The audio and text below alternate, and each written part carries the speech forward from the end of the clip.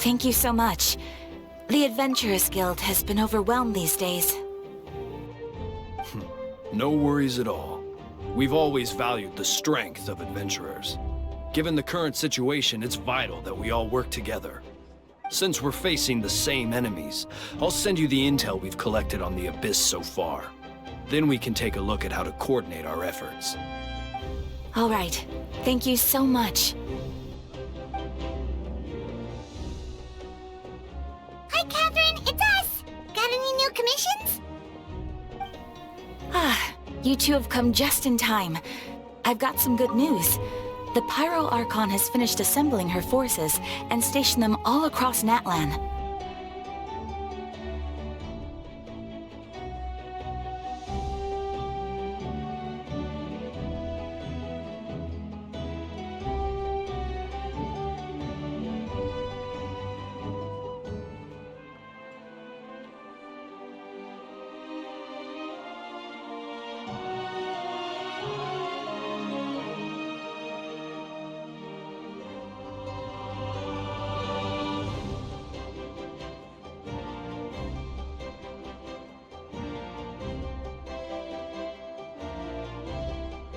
Given how the Abyss has ramped up its activities lately, we can no longer afford to act only after receiving news of an invasion.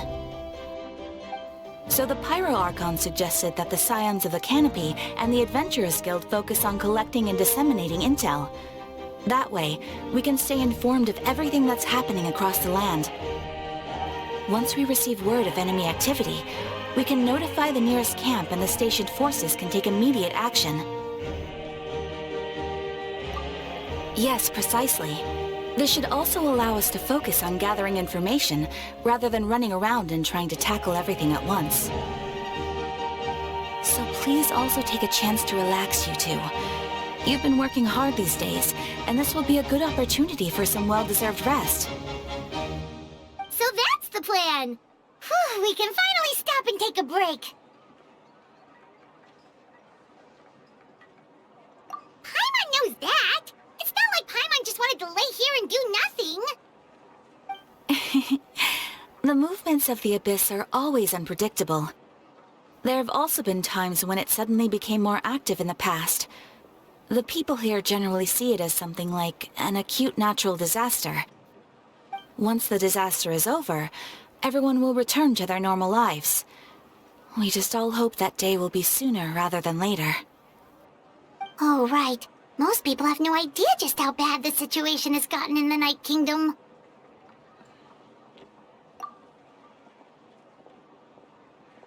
Oh, hey, Kachina! Are you feeling better now?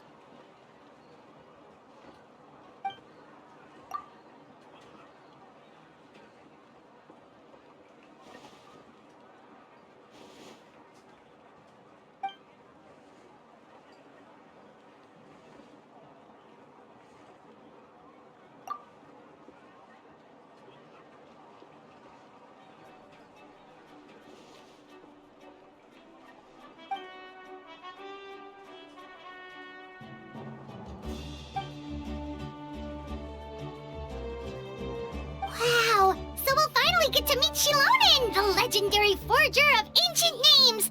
Paimon still can't believe anyone could forge those things.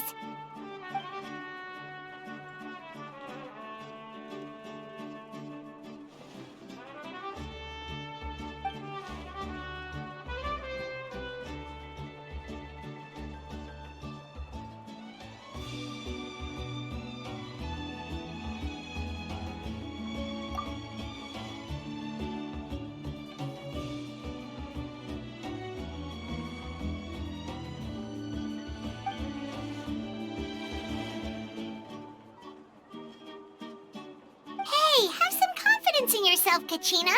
After all, you're already a victor of the Night Warden Wars.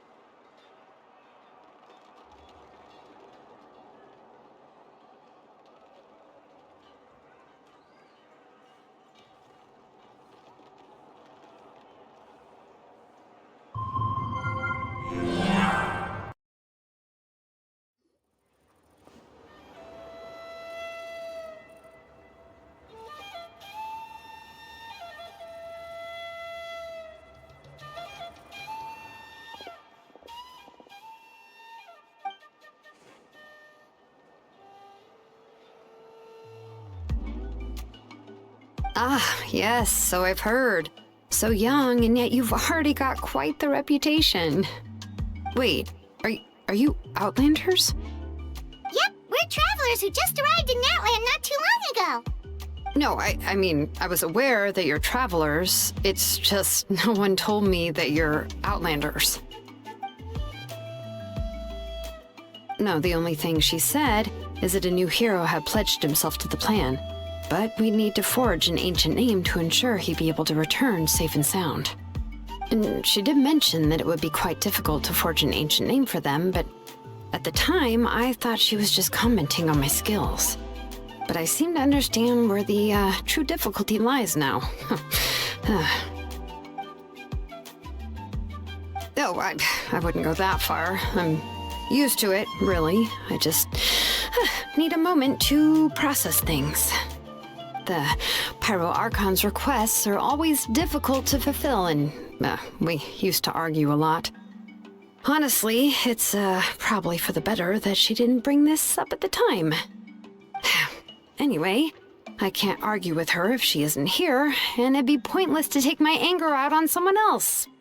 But, just because I understand her rationale doesn't make me any less upset.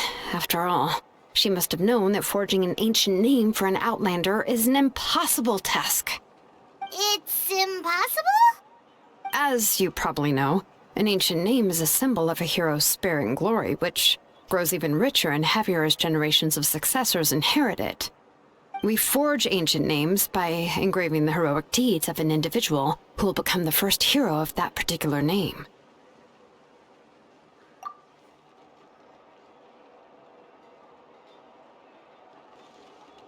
But they were all performed outside of Natlan, correct? Yeah, that's right.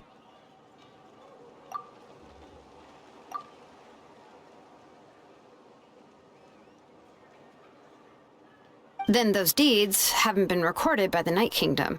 To take it one step further, even if you had performed heroic deeds in Natlan, as an Outlander, your actions still wouldn't have been recorded by our lands. Only memories and experiences that have been acknowledged by the Wyab can be used as a basis for an ancient name. Even the greatest of craftsmen cannot create something out of thin air, you know. That's just how it is. Seems the Wyab don't want just anyone to get a name, huh? Mawika, of all people, should know better than anyone, yet she's still entrusted the task of forging the ancient name to me. Oh, Paimon gets it. Nobody's happy being asked to do the impossible.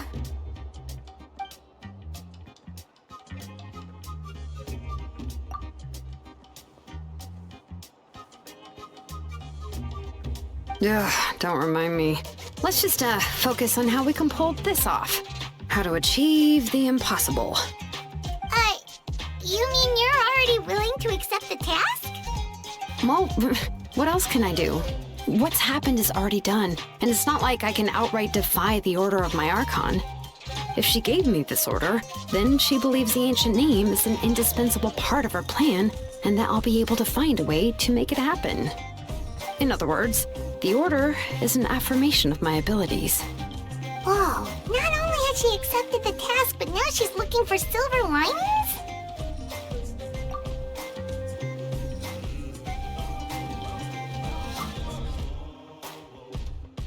The key is getting the Wyab to somehow acknowledge the traveler's existence and record his heroic deeds. We heard the voice of a Wyab when we were in the Night Kingdom before.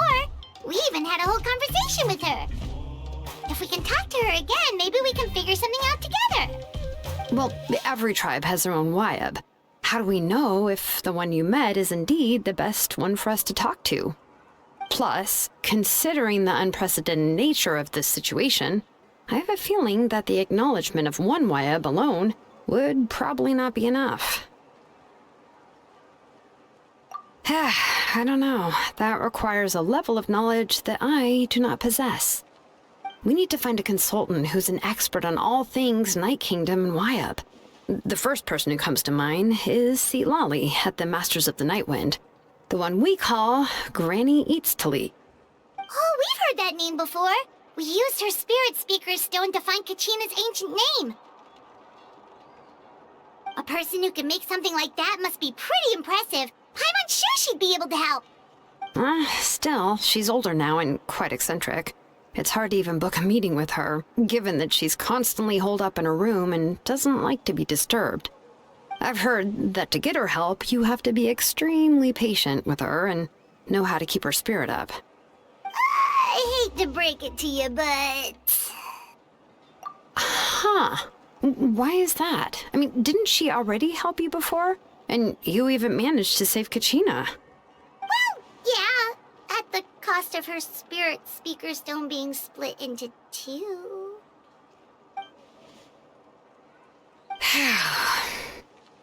Great going, Moeka. We're already off to a rocky start here. In that case, I guess your only option is to try to emphasize that this is an important order from the Pyro Archon. Hopefully, Seatlali would still want to show respect to the Archon. I'll also write you a letter on your behalf. If you can find someone to deliver it and mention some good things about you, then that should help too.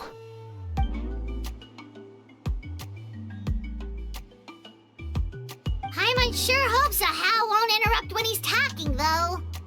All right, Kanich is a seasoned negotiator. I trust that he'll know the best things to say.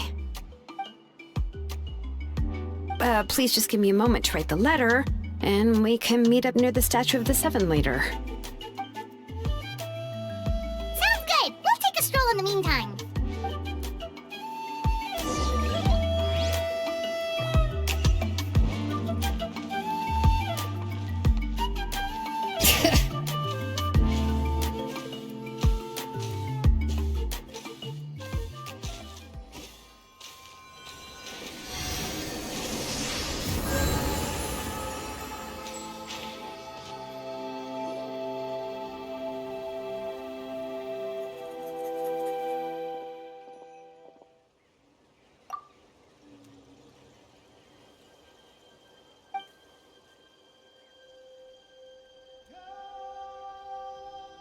I'm sorry to put this on you, Kanich.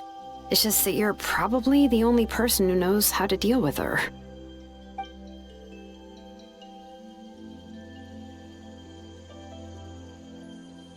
Oh, wait, so Kachina and the Traveler also know about the plan?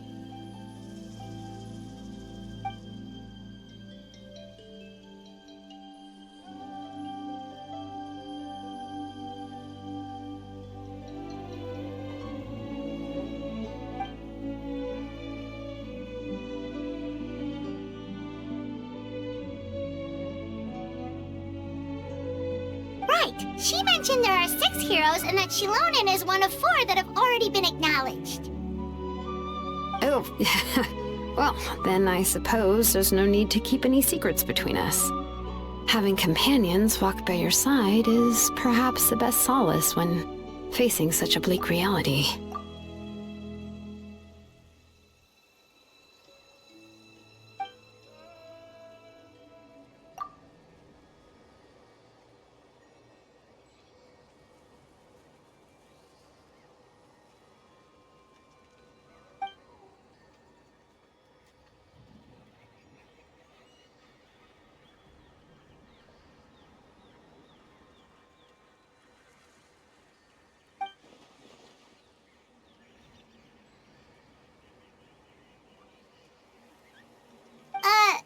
Lolly knows him too?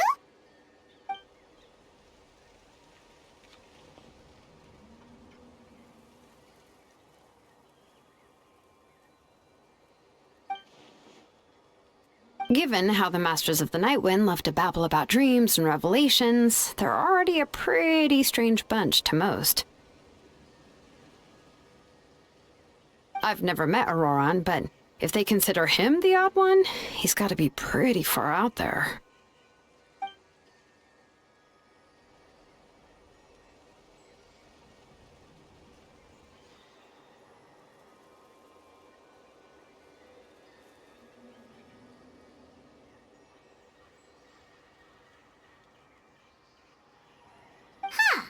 Makes sense. But Paimon wonders how Seatlali could be the first one to notice Auroran's disappearance if she spends the whole day in her room.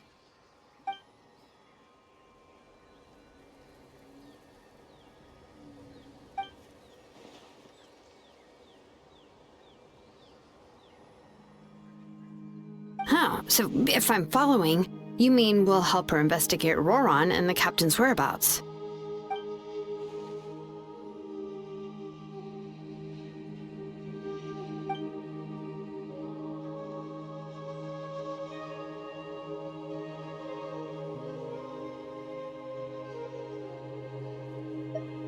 Yeah!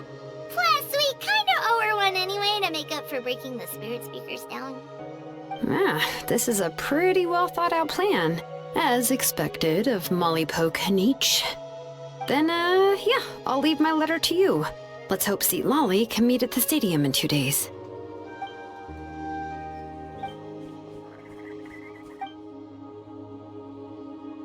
Okay, then let's part ways for now. I'll see you in a couple of days.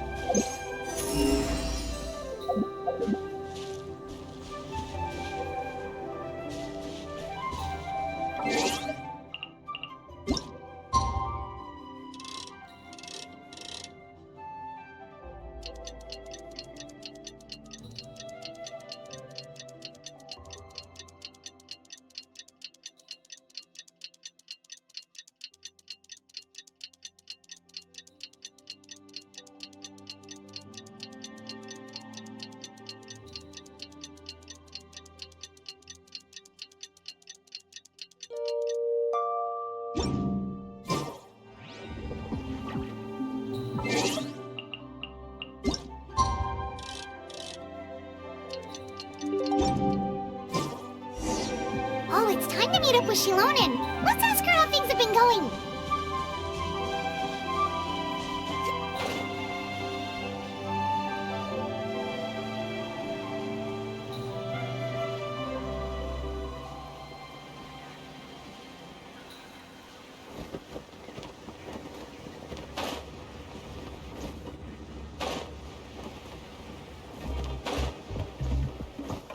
Bring it! Hey, Shilonen, how's everything going?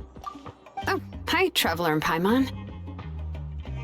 I have, bad news. Seat Lolly did not reply to our request. Although, I suppose I'm not too surprised. Huh? You mean she didn't even bother to give Kenichi a response? Guess she really does have quite the ego then. Yeah, well, she can be also quite eccentric, though she's one of the most gifted people around. Even the Masters of the Nightwind often struggle to work with her. My guess is that she probably has other reasons for not deigning us with a response. But let's go to the stadium and see if we can meet her there. If we do get a chance to talk to her in person, we can still try to work something out. That's true. Let's go!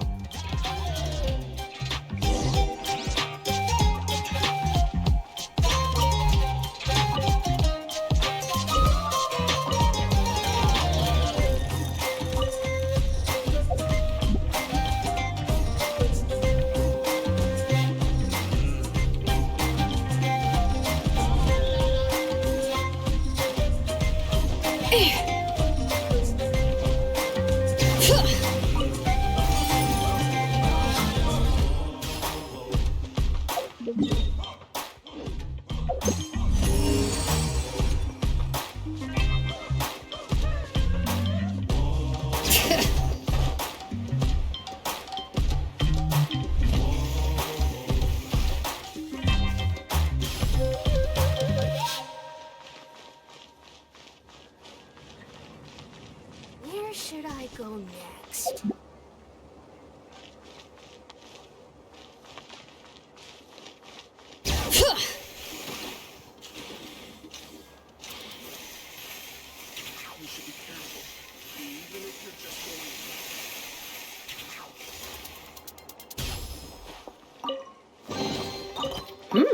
These should be worth something. Go on, take it.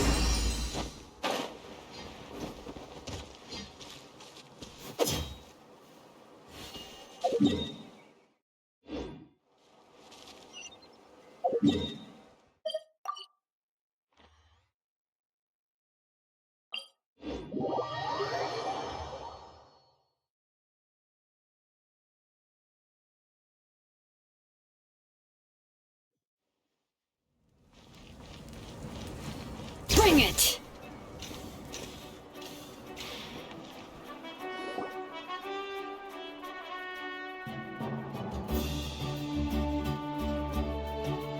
Paimon doesn't see anybody. Seems she's just not gonna show up, huh?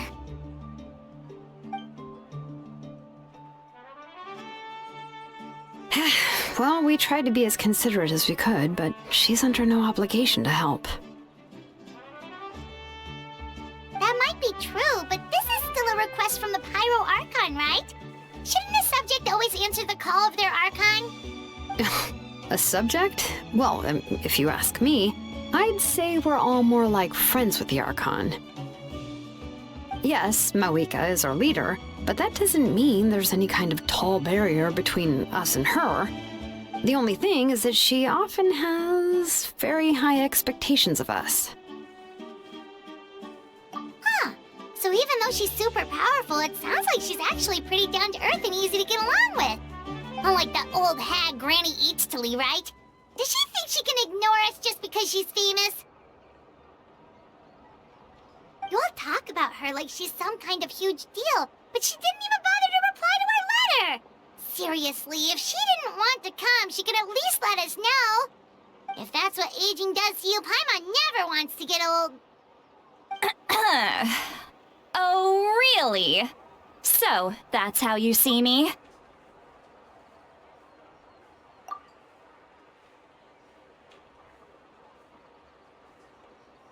Huh? Who's there? Who's talking next to Paimon? Oh, don't mind me.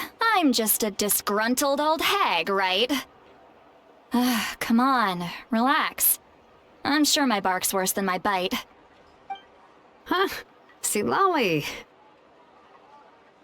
Wait, you're Seat Lolly? You're Granny Eatstily? Yes, Granny Eatstly. But emphasis on Eatstly, not Granny.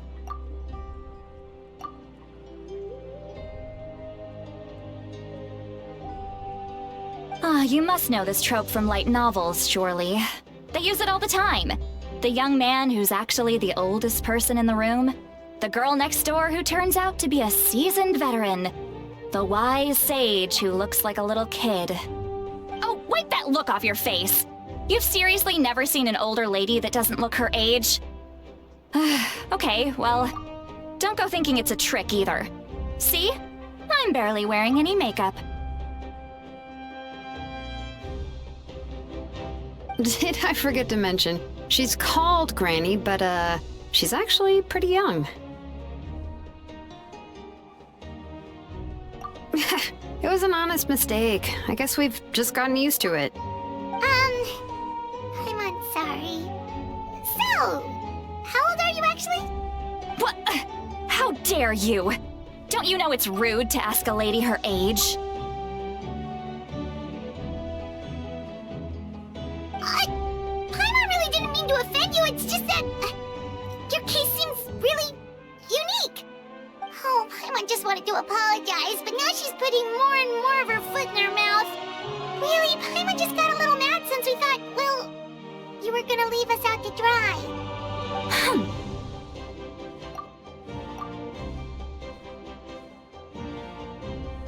It was my idea to invite you here, Seat Lolly.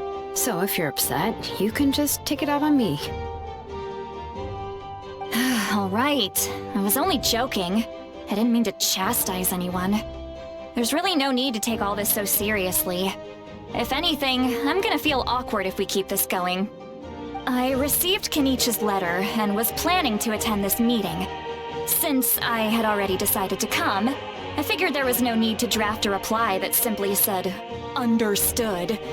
Besides, just showing up is the most important part, no? But, of course, it's also natural for people to get held up by one thing or another as they're trying to leave the house. It certainly was a bit awkward to see that everyone else had arrived before me. At first, I was thinking of quietly sneaking over, but since you were already here waiting for me, I started to think about how I should phrase my apology, only to hear you all talking smack about me. Anyway, that's the whole story. Honestly, it's not like I owed you an explanation anyway.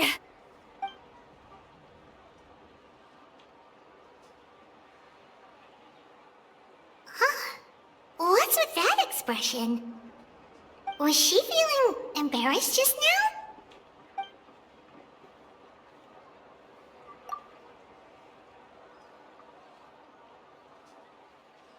When the Masters of the Night Wind said they struggled dealing with her, I wonder if the feeling is mutual. She seems to be pretty awkward herself. Everything she does and says seems a little forced. Anyway, Shilonen, I heard that you require my help in crafting an ancient name. Correct. The situation isn't like anything we've handled before. Let me explain. I see. So Mawika has asked you to forge an ancient name for an Outlander. Well, that would be a first. And you've also heard all about Auroron. I must say, he's always been a good kid. I can't see him joining the Fatui of his own volition. He must have been coerced somehow. Yeah, that's what we came here to ask you. We'll help bring Auroron back if you help us solve the problems of forging the ancient name. What do you think? I suppose I'll just call you Traveler for now. Traveler, come here. Let me take a good look at you.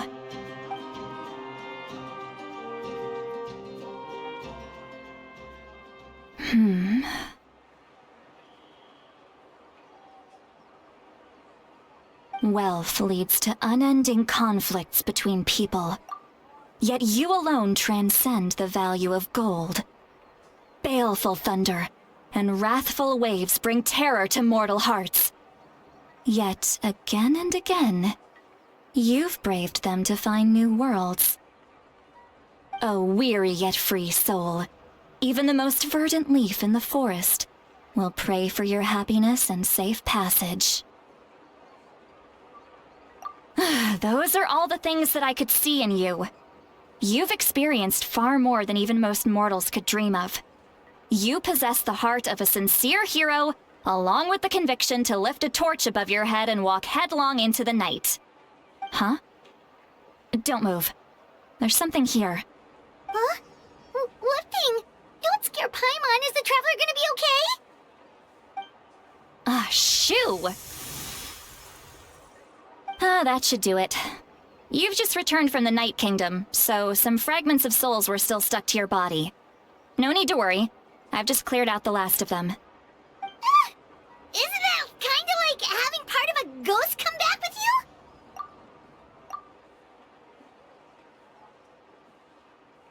you? It's nothing as serious as that.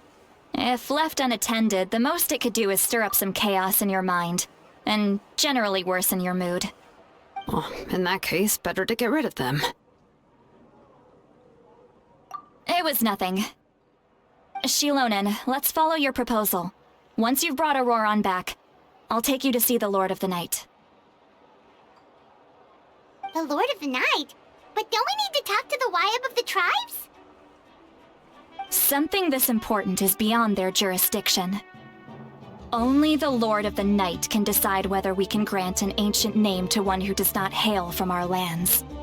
The Lord of the Night is an ancient entity that rules over the entire Night Kingdom, constantly borrowing the power of the sacred flame to combat corrosion from the abyss.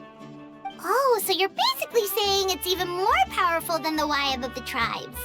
Well, that sort of makes sense, being the Lord of the entire Night Kingdom and all. Not exactly. It's not so much that one's more powerful than the other. But never mind. That's not important. It would take too much time to explain. Just listen carefully to what I'm about to tell you. The Lord of the Night is currently in a deep slumber, and we can only communicate with its consciousness while in a trance. In other words, in a dream. But I will need to prepare a few more things if we are to hold a ceremony to achieve the state of the trance. I'll make a list. Can any of you get everything for me? I can go. It'll probably be a long list, so better leave it to someone who knows all the local vendors. Sounds good. Then we'll go with sweet lolly to track down Auroron. Phew, the Fatui are nothing to scoff at, so please, be careful during your investigation. If you need any help, just come find me. Yep, we'll be sure to play it safe.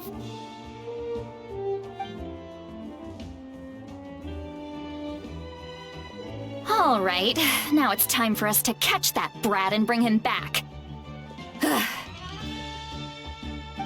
I'm sorry I made you wait earlier. It was actually because I decided to swing by Auroron's place to look for clues.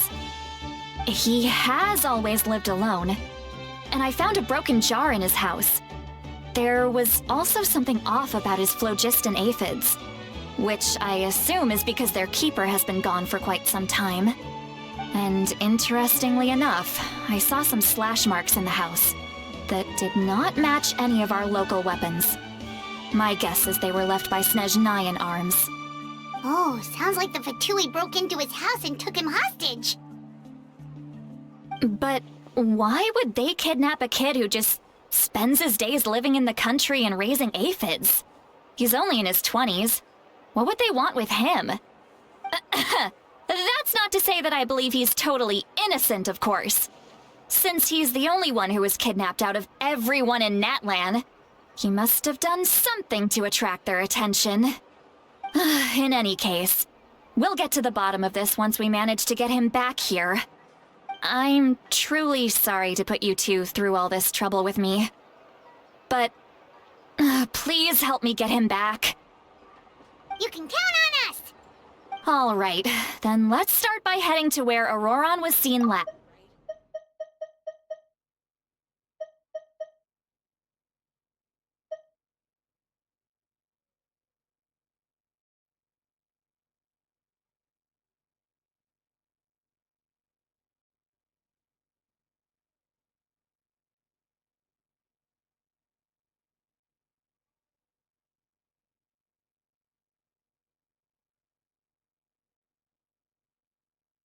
Can't taste that bad, right?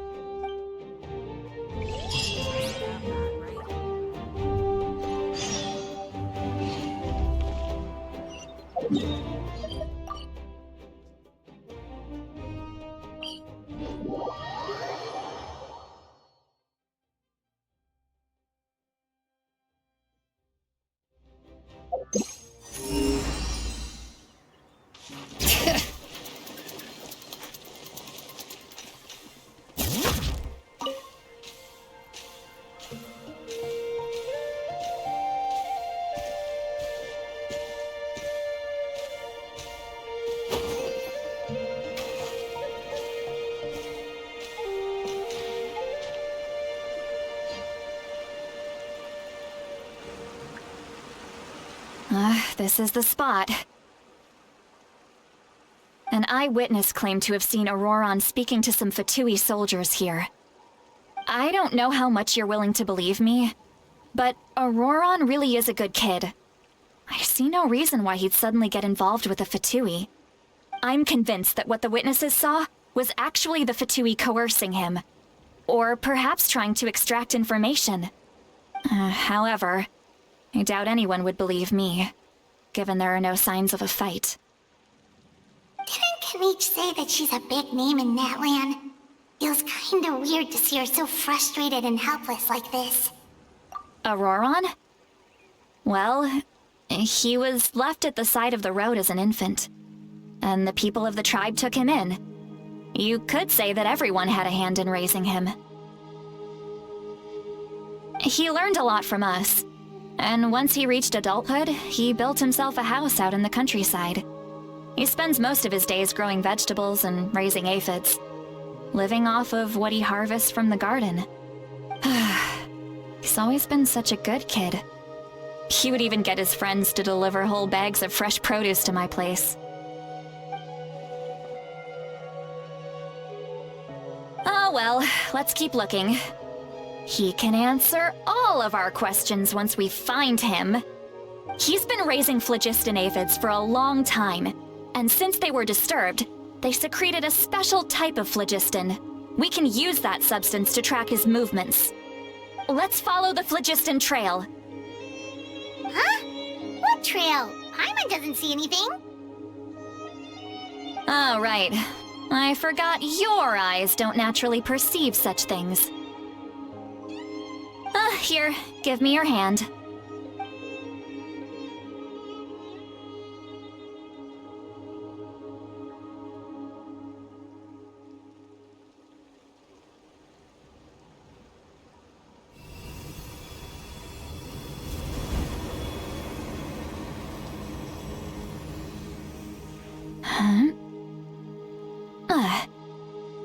How about now? What do you see?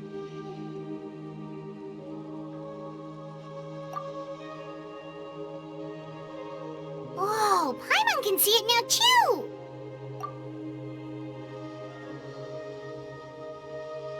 That's right. I used a spell to temporarily transfer a portion of my senses to you. For a short while, you'll be able to see the phlogiston too. Wow, you can even share your senses with us? First time Paimon's heard anything like that. It requires a very rare spell that most people aren't adept at. But don't worry, it's a cinch for me. Between the two of you, it seems the Traveler's senses are a bit stronger than Paimon's.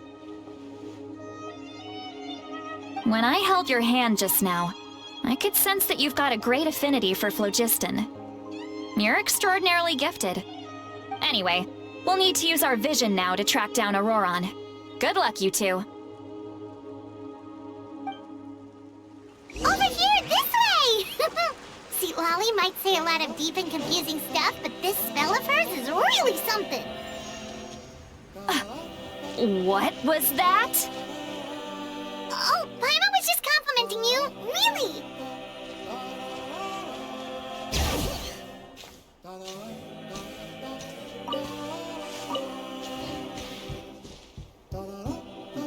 What does she mean by deep and confusing? As far as elderly shamans go, I'd say that I'm already pretty easy to talk to. Is there any other old hag who's as fluent in the language of the youth as me? But is my way of speaking still not trendy enough? I've already tried my best to match their speech patterns. But given the looks on their faces just now, or perhaps I'm still not fashionable enough? But that can't be, right? Don't tell me they're still getting the impression that I'm super old-fashioned. Huh?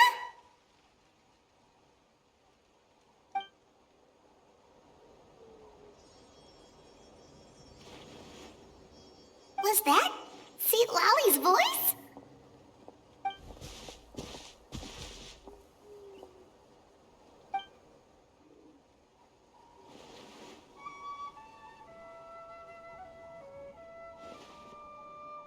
Now that I think about it, it's a good thing I found some helpers this time.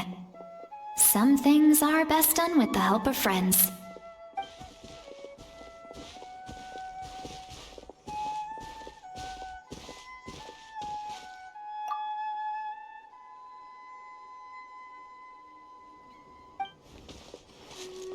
Oh? They appear to be feeling quite confident. Looks like our work will go smoothly.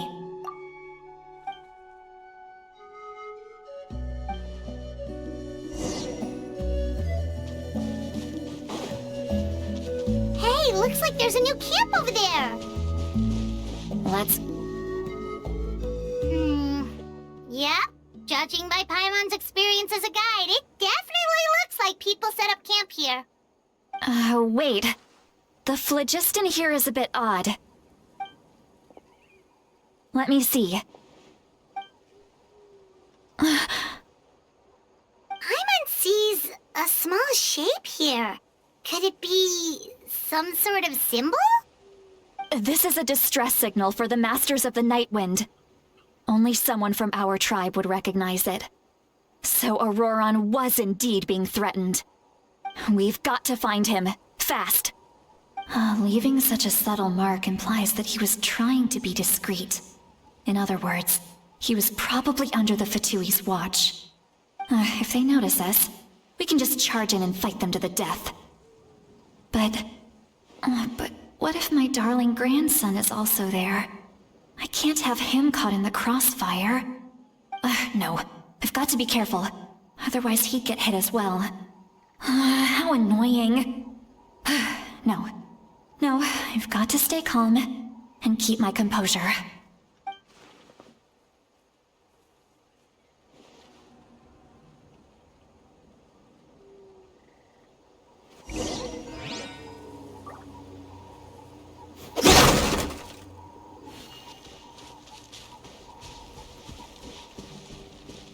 Bring it!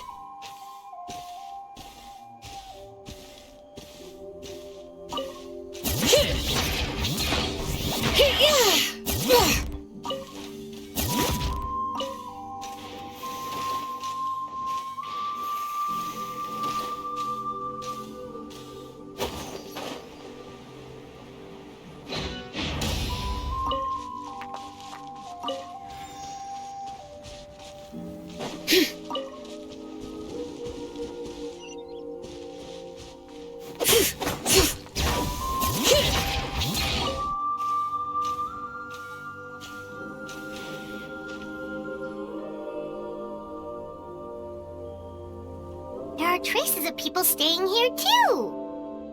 Wait a second. The phlogiston around here is jumbled up. I can also smell a mix of elements in the air. Pyro, electro, and some other elements as well.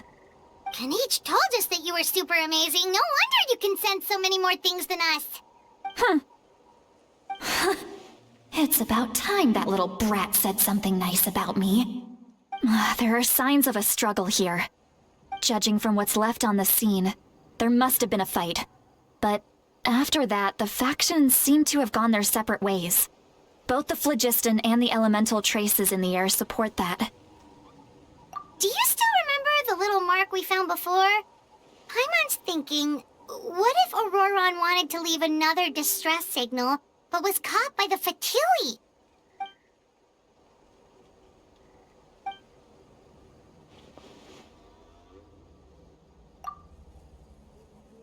Given there are 2 signals leading from here, we should split up as well. I'll take this direction, and leave the other one to you. Let's meet up again later. Auroron! What the heck were you doing? It's one thing to trouble me, but now I had to bring other people into this as well. You little brat. And off she goes! Traveler, did you hear all of that as well? Once Seat Lolly left, that voice went away as well. Paimon even tried calling her name inside Paimon's head, but there was no response. So you were thinking the same thing! Paimon also thought that if we could hear what she was thinking, then she could probably also hear what we were thinking in our heads. She did say that she was quite adept at this spell, and it doesn't sound like she's had any trouble with it in the past. Maybe we're a special case and can hear her thoughts as a side effect. If you think about it, she's really got a lively inner world. It paints quite a different picture from Paimon's first impression of her.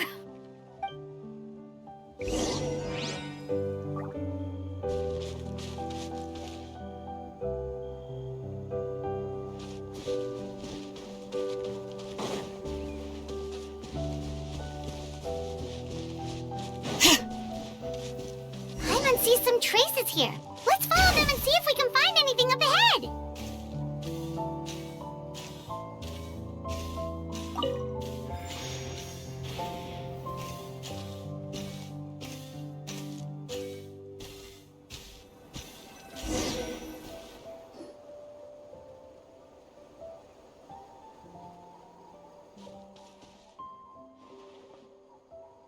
Did you find something?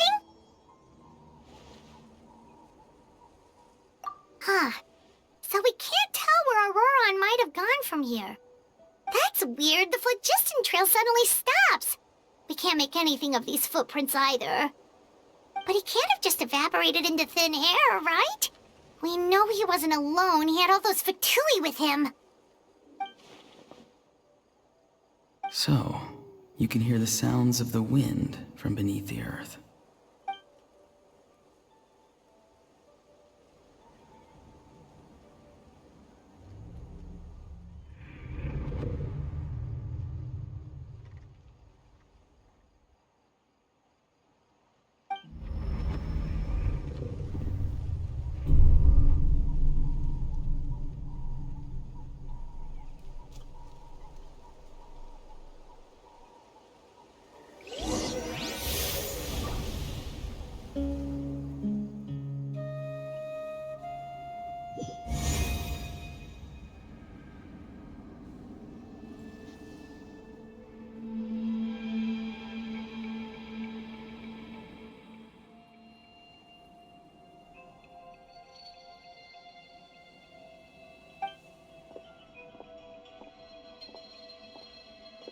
I'm very sorry, but please do not move.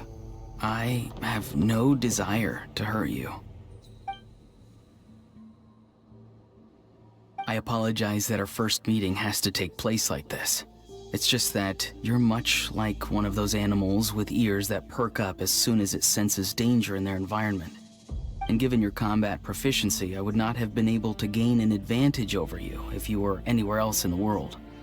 However, you're now in the Night Kingdom, a familiar domain to the Masters of the Night Wind. Hello, traveler. I'm Auroron, the one you've been searching for. Ah, the Fatui's custody. I see. So even Granny has told you that I was coerced by the Fatui. I'm afraid you've been brought here by a lie, like a false omen in the lingering smoke. My friend and I only left those traces to lure you here. Deceiving you was never our true intent, however. It was simply the fastest and most feasible way for us to set up a meeting. Greetings, traveler from afar. Be careful with this traveler. His soul is temporarily restrained by us, and it appears to have become more fragile in the process. It's taking all my concentration to hold on to him. It was I who tasked Auroron with leaving the traces to lead you here, and I who used the Master's ritual to bring your soul to the Night Kingdom. I've heard much about you from the past encounters you've had with my colleagues. Given the present situation in Natlan, I would like to sincerely request a formal meeting with you, in person. I will use the opportunity to explain my goals and motivations to you, as well as why I mistrust Malwika, the Pyro Archon. I believe there is little reason for you to blindly follow her plan. If you would like to hear our intel, then find us to the east of the stadium. But remember, not a word of this to anyone. I would like to avoid any further conflict. You will see me again once you return to reality. No matter what I say, please, help me keep this a secret. This is all to avoid dragging Granny into this conflict.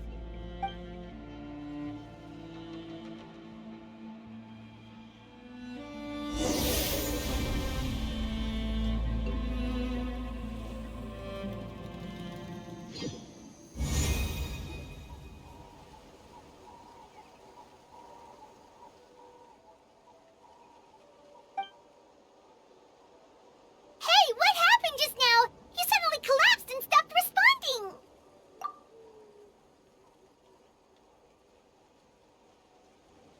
Hey, why are you sitting on the ground? Are you okay? See, Lolly, he froze for a moment and then just collapsed to the ground. Could it have been those leftover remnants from the Night Kingdom?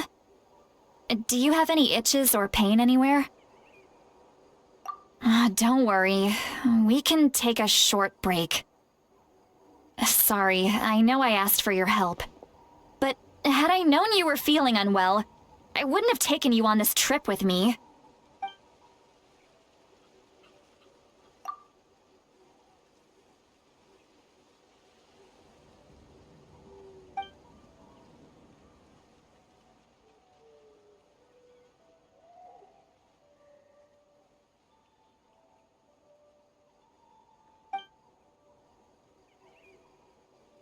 If you're feeling sick, you should just say so.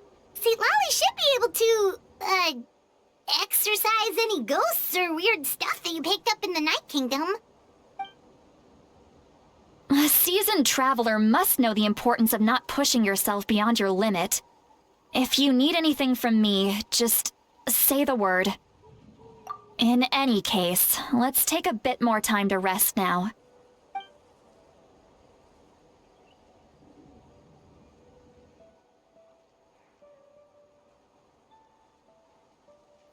Need to be more careful next time. Feeling better yet, Traveler? All right, let's get ready. I followed my phlogiston trail earlier to a stronghold guarded by soldiers. I have a feeling that Auroron is probably being held inside. Oh, so it's close by. Then let's head over right away. Well, I recruited you to be my helper, which means we're in this together. Like the wind and the clouds. We either move as one or not at all. But if you want to make it up to me, then just be sure to fight extra hard when the time comes.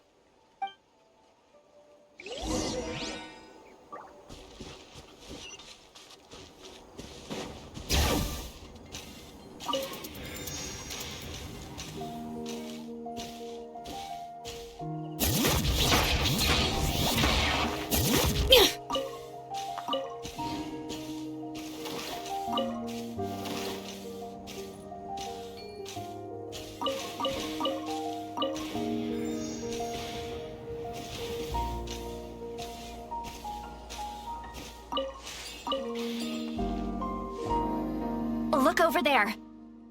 Huh? Paimon thinks she sees someone in the middle of the camp. That's Auroron. So he really was taken by the Fatui.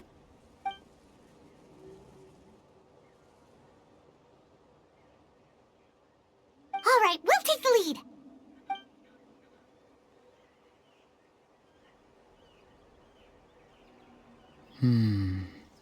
Hey, quit daydreaming. Don't you have work to do? I cannot see the sun. What? Without the sun, I cannot see the truth. You are currently blocking the light, so I must beseech you to move aside. Huh? Okay, Mr. Philosopher. That's enough mumbo-jumbo.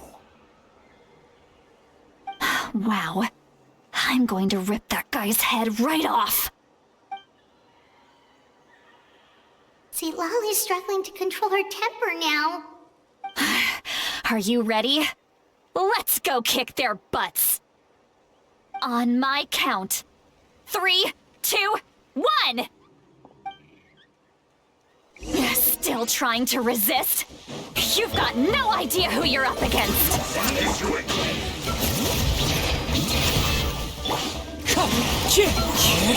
Silence!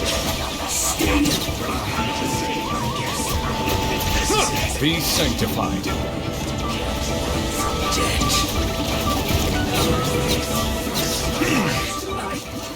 Miscalculated. Auroron! Granny! Paimon knows she's called Granny Eats to Lead, but it's still kind of weird hearing someone actually call her Granny. And greetings to you too, Gramps. What did you just call him? Gramps? Is that not right? You're Granny's friend, are you not? You seem to be approximately the same age as her, so I figured you've got to be Gramps. How many times have I told you? It doesn't work like that. There are a lot of people who look about the same age as me. You can't go around calling everyone Gramps or Granny. Oh, wait. He's not a child, is he? Don't tell Paimon he's one of those people who look like an adult but are actually only 8 or 9 years old. Oh, your words have pierced my heart like a thorn vine. Given how hard those thorns are to remove, I may just need to find a pair of tweezers. Why are you so upset? You can just say yes or no. Of course I'm not a child. It's just Granny always taught me to show gratitude where it's due. And since the Masters of the Night Wind raised me collectively, I basically see everyone above a certain age as an elder I should look up to.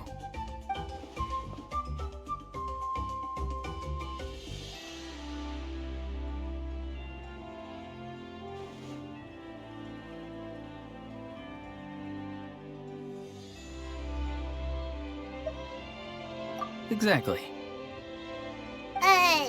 But if you keep that up, then everyone's going to be your senior. And do you think saying all of this is gonna save you from a scolding, Auroron? Haven't I told you 100 times since you were a kid? Heed the 3 warnings!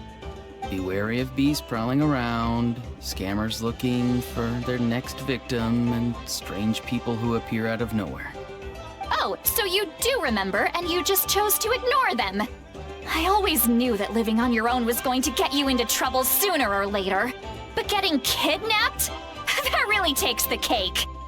You won't always be able to rely on other people coming to your rescue, you know.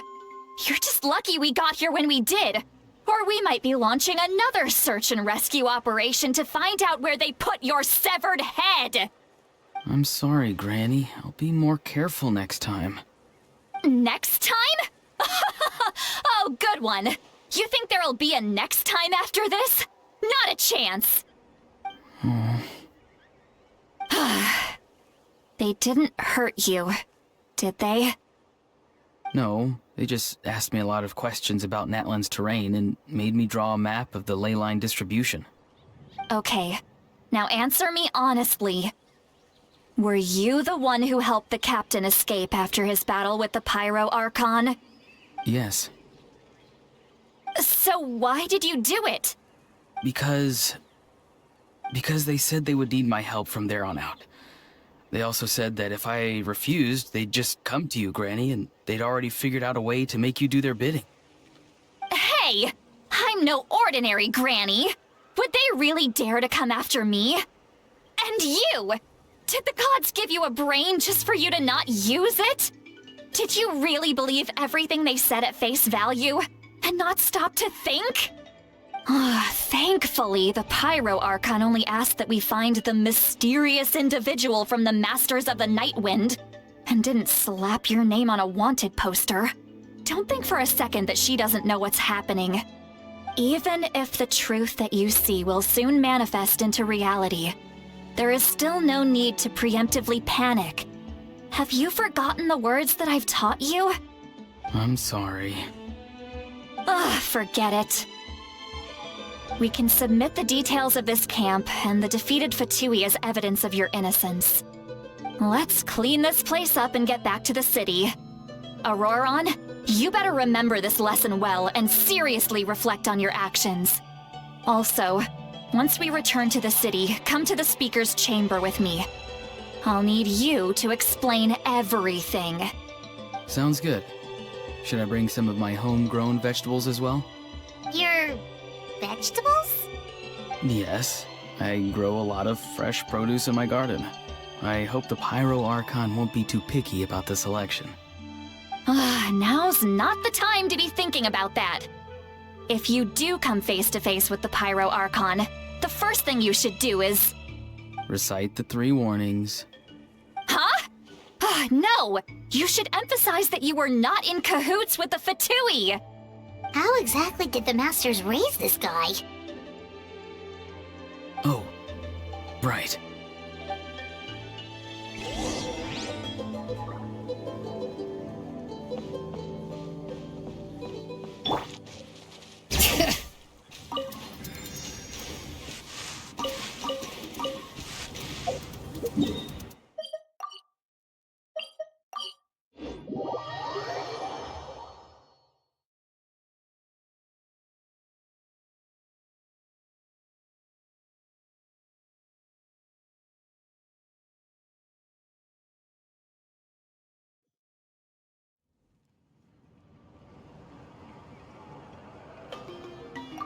I see.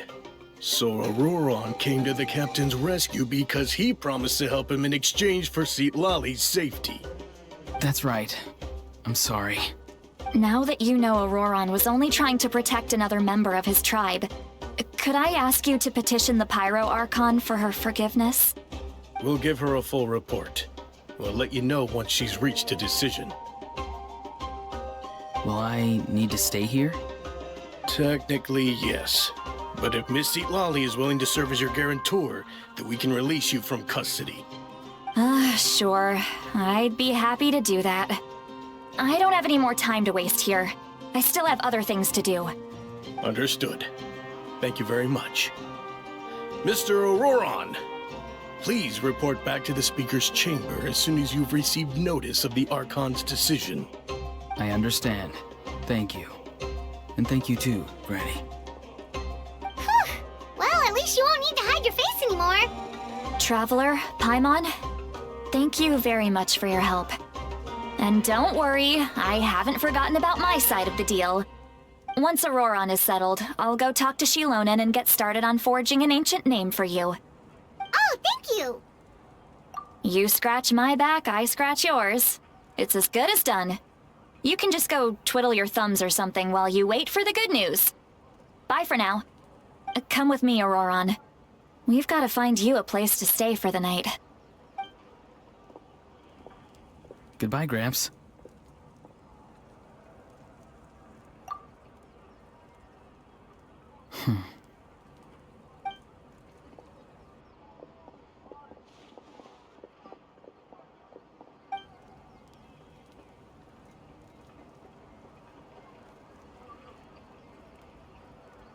We're finally done. All right, it's time to find some grub. Huh? What is it, Traveler? What? The captain? Sorry. Paimon just didn't see that coming. So you really saw him in the Night Kingdom? And he didn't attack you? Oh, that Auroron, what is he up to? He sounded earnest enough just now. Paimon would have never guessed anything was happening. All that stuff about protecting Seat Lally and being forced to help the Fatui, when he's actually been a willing accomplice all along. Yeah, you're right. Still, Paimon appreciates you telling her about this.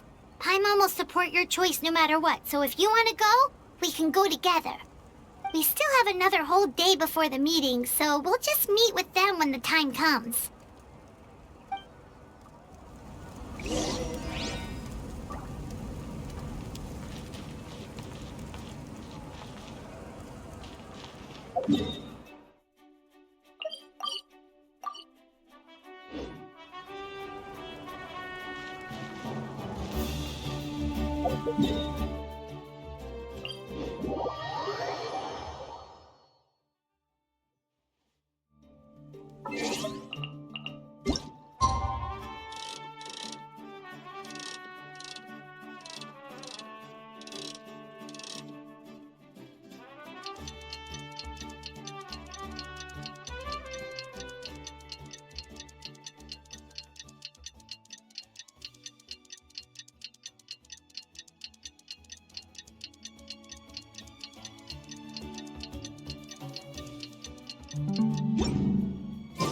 We should, take a break after all that running around. Yeah, let's rest here for a bit.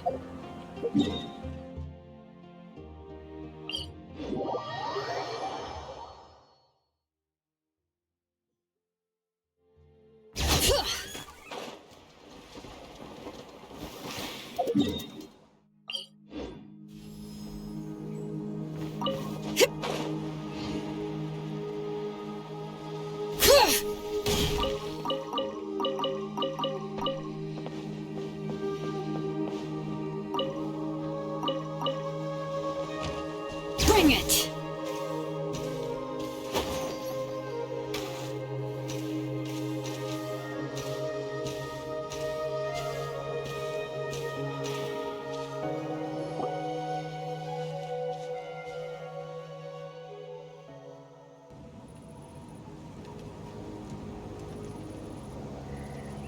Weird. Paimon doesn't see anyone. Oh, please don't let this be a trap.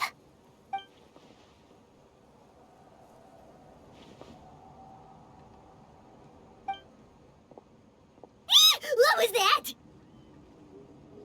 Good evening. Nice to see you again. It's you. You shouldn't pop up from behind people like that. What are you, a ghost? I'm terribly sorry. It's just a force of habit. And what time. You sound so polite and honest, but you're actually doing shady stuff behind people's backs. You're right. Granny tells me that too. Huh. Come to think of it, you remind me of her. Sometimes you two sound really similar, you know. Oh, so you're gonna call Paimon Granny too now? Well, I could.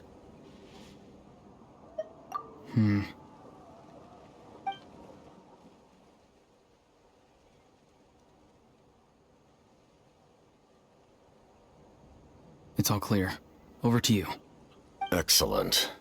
The fact that you showed up proves that I was right about your character. Yet, there's been a lot of talk about you. Child told me that you're passionate about the unknown and willing to take risks. Rather than facing you as an enemy, I would much prefer to bring you to my side. If we allow the current state of things to continue, we will inevitably clash, and that's a scenario that I'd very much like to avoid. I've long heard of your exploits across the nations. Though you have crossed swords with my colleagues many times, I know that you are by no means an unreasonable person. And once you've learned the truth that the Pyro Archon Malwika would never willingly share with you, you may just find it in your heart to consider my proposal. I assume you've already been informed of the Pyro Archon's plan. In order to defeat the Abyss and save Natlan, she still needs 2 more heroes to appear. Wait, how did you know that? Never mind. Guess that's not important now. I've long kept a close eye on her plan. To be frank, it's an exceedingly risky plan. Will the heroes really appear? And even if they come to her, will their power be enough to drive the Abyss back?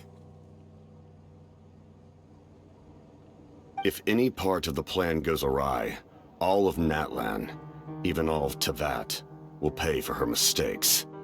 Now, you may have been led to believe that this is the only plan available to her.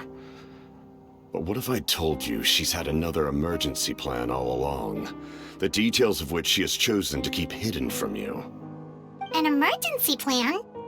Yes. A way to keep Natlan intact, even if her original plan fails. But given the painful cost of its execution, she has chosen to keep it as a mere backup plan.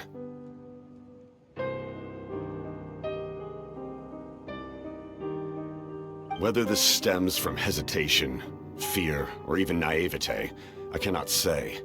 But Natlan cannot afford to wait until she comes to her senses.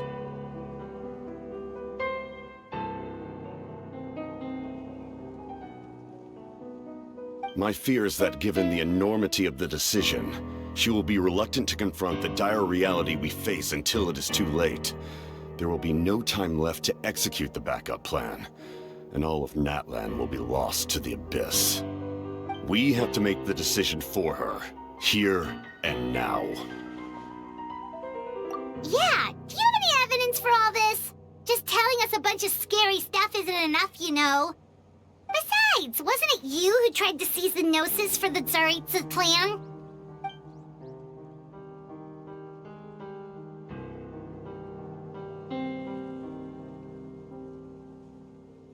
I knew you'd be clever enough to see. That's right. I did not seek the Gnosis for the Tsaritsa. Since I was defeated in battle, I must put to rest my thoughts about the Gnosis. But even so, my desire to save Natlan remains unchanged. And now, I have found a new way to solve the crisis. We can implement it immediately if we reach an agreement. Someone's here. Huh? The captain disappeared! Something is rapidly approaching. Oh no. Something? Bad news, chump! It's your granny! See, Lolly? When did you get here? I knew something was amiss after we were separated. Hidden ceremonial tools, an unconscious traveler.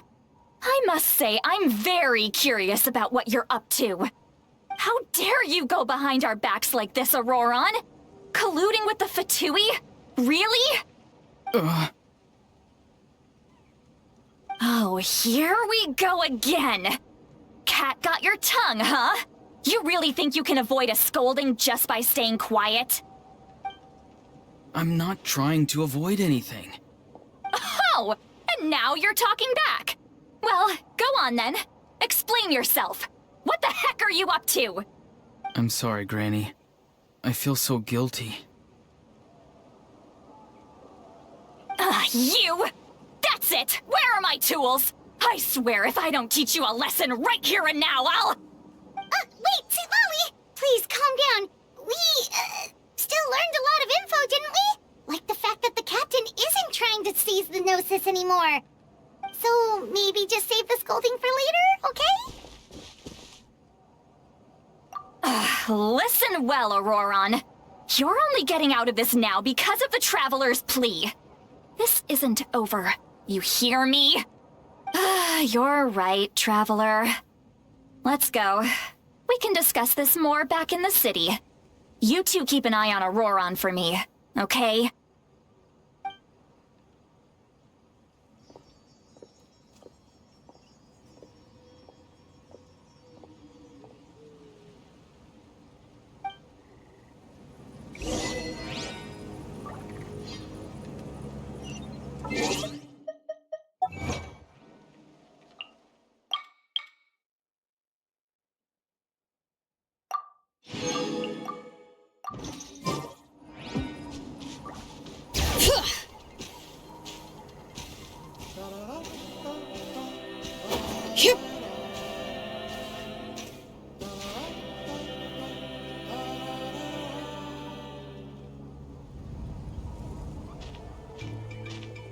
In all my years, I've never had a child cause me so much grief.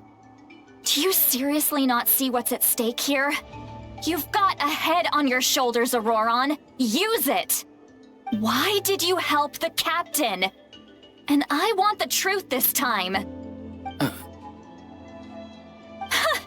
No answer? Think you're being smart? Then let me ask a different question. What does the captain want? What is his purpose in Natlan?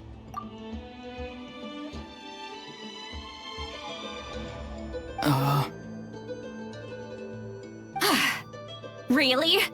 You're just going to stonewall me?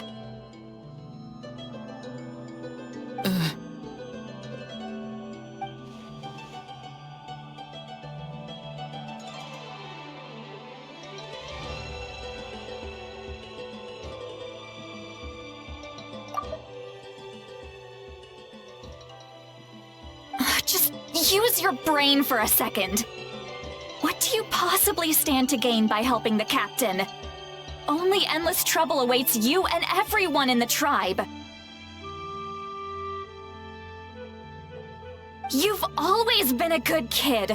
Why would you throw that all away now? If you're worried about something, just talk to me. Granny would much rather we had a conversation instead of constantly clashing like this. Why is he staring at us all of a sudden?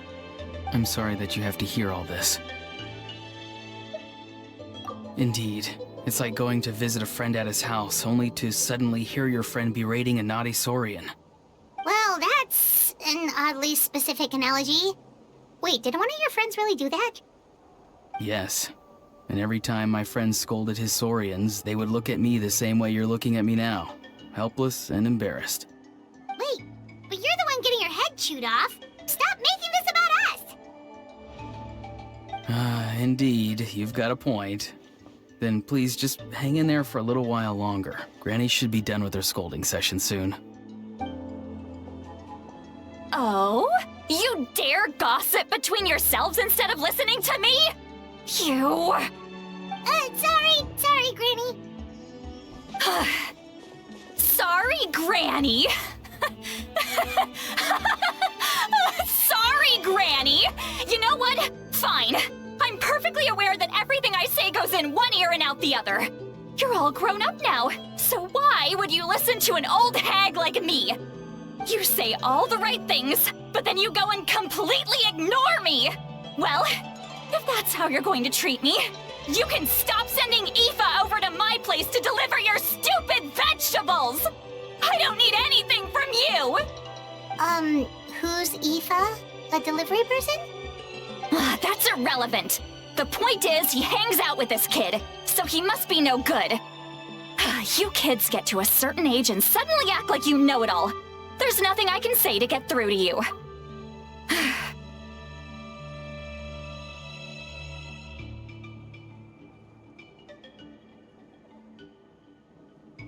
Auroron, if you're still thinking about that so-called duty, then please, just forget about it. The ley lines did not fall to this state because of you.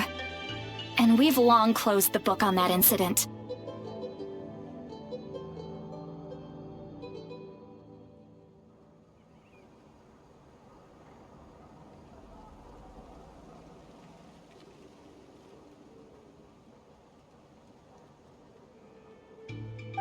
Seems they've started talking about some kind of tribal history.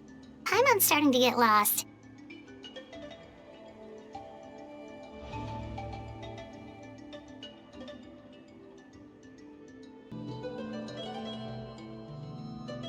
That's not it, Granny.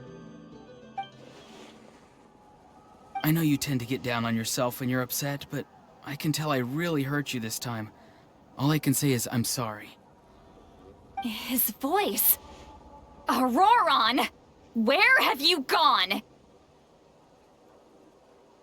It sounds like he's somewhere super far away, but isn't he right here in front of us? I'm really sorry. It's up to all of us to do everything we can to save Natlan. So I've got to go. Get back here this instant! Auroron! What is this? Powder from plant spores? Is that the trick he used? What just happened? How was he able to suddenly get so far away like that? It's a trick of his. If you grind spores into a powder and spray it in the air, it can be manipulated to create an illusion. He pulled it off flawlessly. He must have put a lot of time into perfecting it. Don't tell me that's how he's been hunting in the fields these days. Oh, couldn't he have picked up something more useful?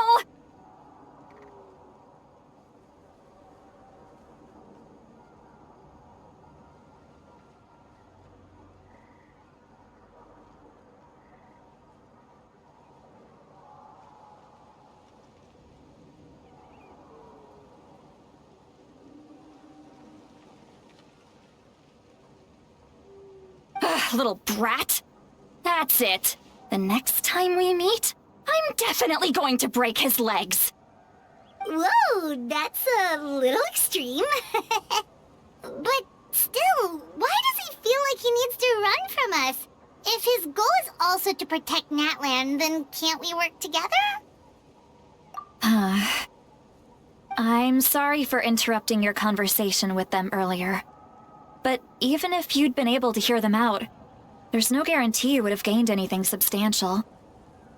Auroron probably did everything he could to get away because he knew I'd get the truth out of him sooner or later. Oh, that brat. I swear.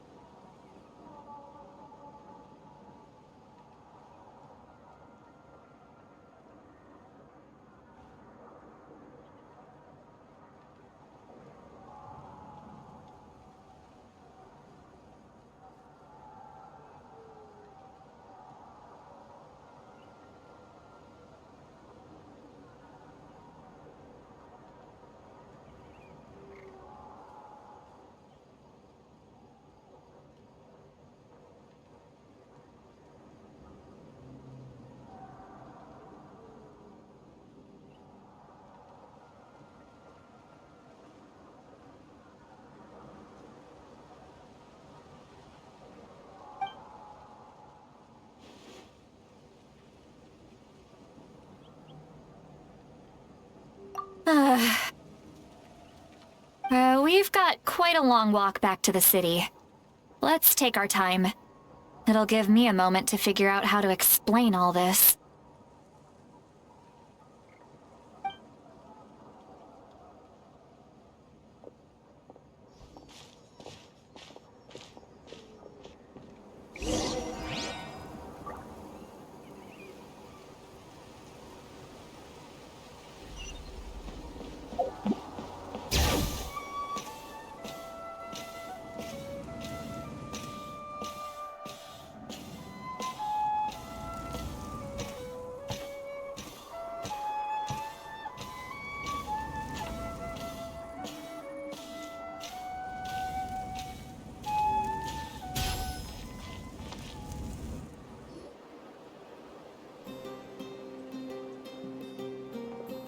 Do you two have some time?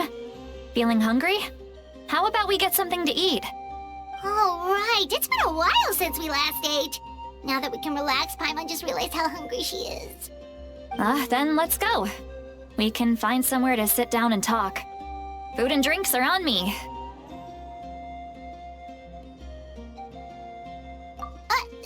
Really? You're not gonna take her offer? That's right. See, Lolly has gotten a lot quieter since Aurora ran away. She seems to be having a hard time. He's right. We're seasoned adventurers, so we're more than capable of paying our own bill. Hey, come on now. You won't even let me take you out for some food and drinks? I just wanted to treat you to a meal. Are you sure? We can save you some Mora. Mora is the least of my concerns. Besides, we're definitely due a meal after all the time we've spent together. Let me get this one. I might be an old hag, but I like to think I'm not completely useless. Sure, that's fine with us, but Paimon doesn't want you to be sad, sweet Lolly. Don't worry. I'm sure a juicy grilled steak will work wonders.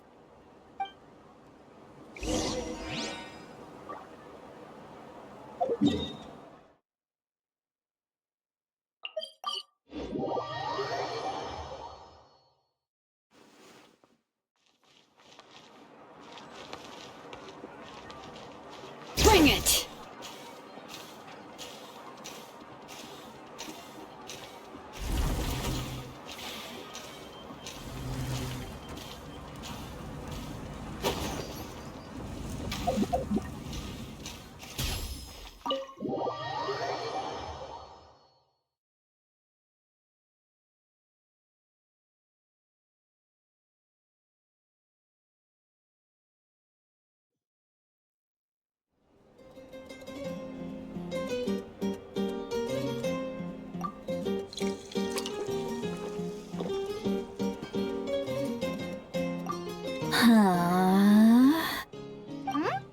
What are you looking at?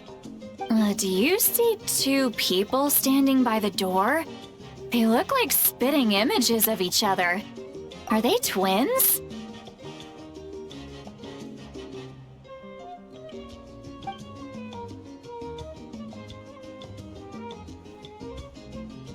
But Paimon only sees one person there.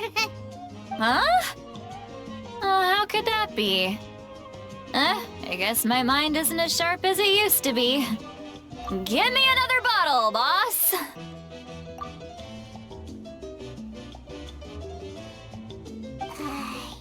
Do you think she's drunk? There you go, miss. Oh my, it's not every day you get to see Granny Itzley here with some friends. Not to mention ones who've made a huge name for themselves recently. Oh, so you've heard of us?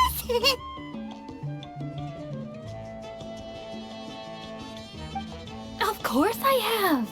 Aren't you the ones who saved Kachina and brought her back? No wonder you hit it off with Granny Sidlali. She wouldn't spend time with just anybody, you know. I don't even remember the last time I saw her with a new friend. Wait, so you call her Granny too? Well, given our ages, it'd probably be more accurate for me to call her my great-great-granny. She's one of the most famous people at the Masters of the Night Wind. Most days, hardly anyone even dares talk to her. Huh? Gossiping about me right in front of my face now, are you, Chonka? Oh, please, Granny. I wouldn't dare. I'm just beyond happy to see you bring over some new friends. After all, any friends of our regulars are sure to be great customers too. All right, that's enough. Go on now. I'm sure the other customers would like to talk to you as well. There's no need to keep staring at me. I promise I'll keep my alcohol down until I leave. Well then, you have my thanks.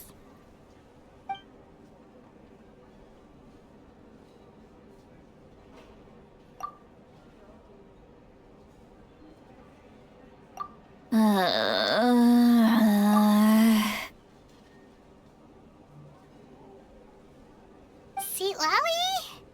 Seat Lally? Who's that?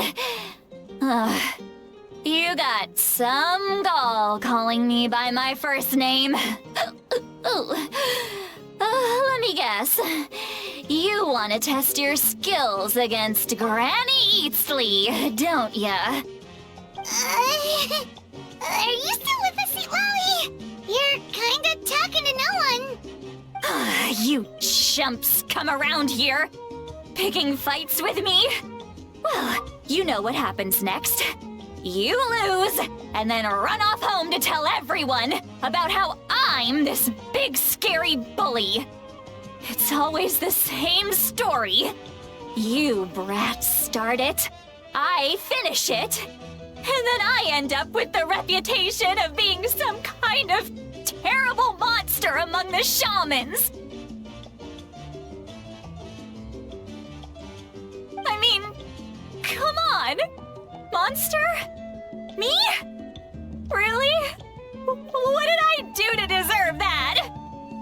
Granny Seat Lally, you're not a monster at all. Exactly! And while we're at it, I'm not some lazy slacker either. Between meditation, advising the chief, and speaking with the Wyab, I actually have a pretty packed schedule, you know.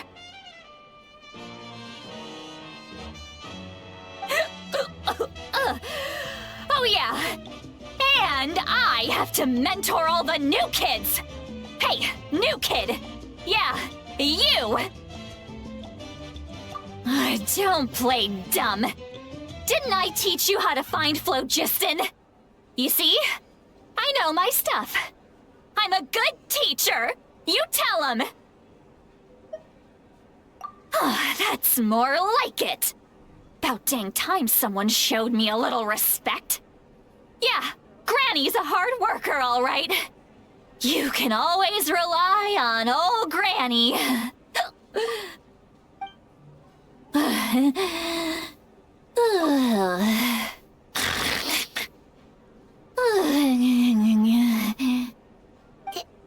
Did she just fall asleep with her eyes open? Oh, jeez. Behind this pitch-black curtain, a chapter of hatred reveals itself. Behind the smoke. The lingering smoke.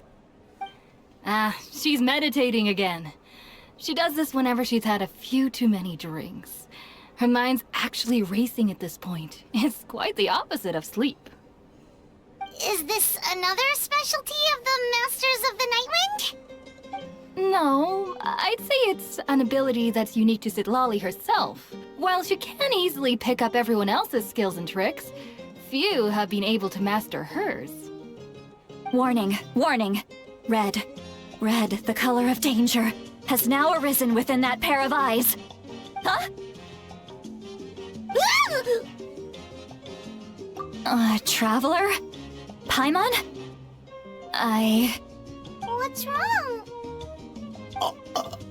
I'm gonna hurl.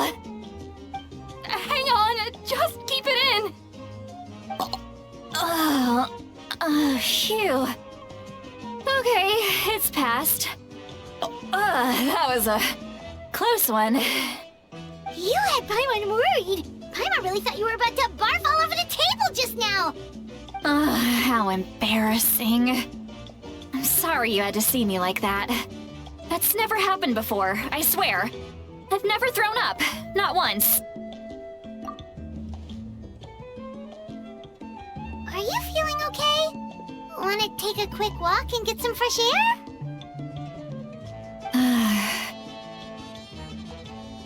There's so much that I want to say, but I can't. Why not? Of course you can. Just say whatever's on your mind.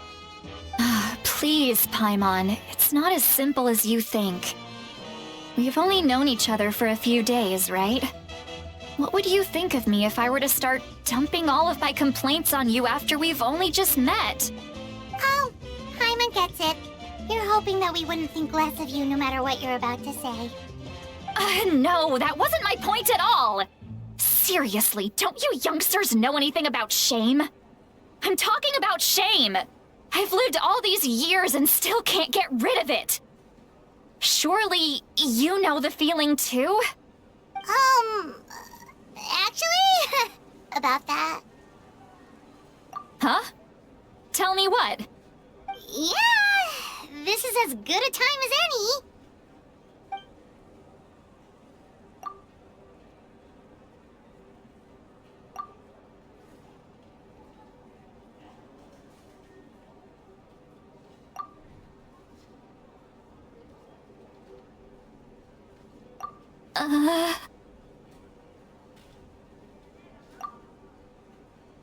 So, you heard my... It's okay, Sweet Lolly. You had every right to complain about those things. I can't take it anymore! Why do these things happen to me? Hearing me mumble under my breath is one thing, but hearing what I mumble in my own head? That's too much! It's just like when you're rolling on the floor in your pajamas, but you forget to lock the door, and someone bursts in to deliver cabbages and sees the whole thing! So that, happens to you a lot. It happens to people in general, okay? Doesn't matter if you're 200 years old or 1,000 years old. Everyone rolls around in their pajamas sometimes. I was just picking something generic. Take a walk with me. I have things to share with you. Looks like she's completely given up. Like those criminals who just confess everything and accept their fate.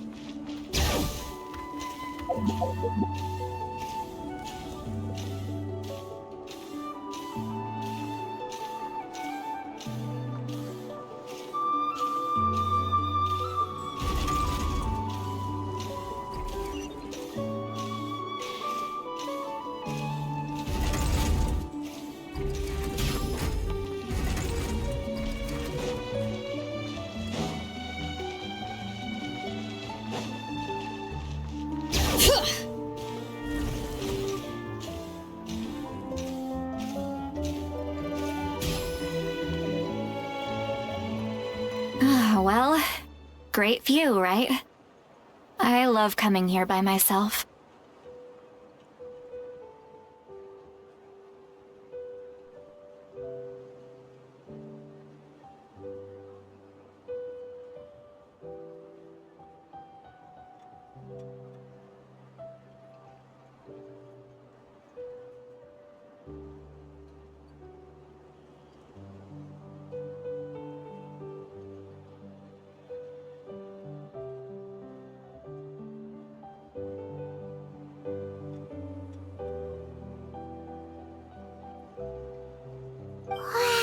It's beautiful!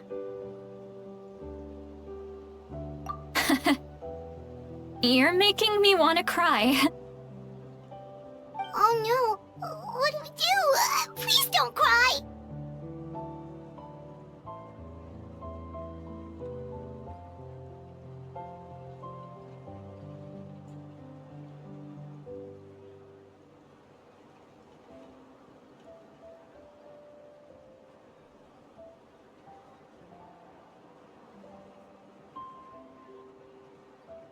I was an expression, okay?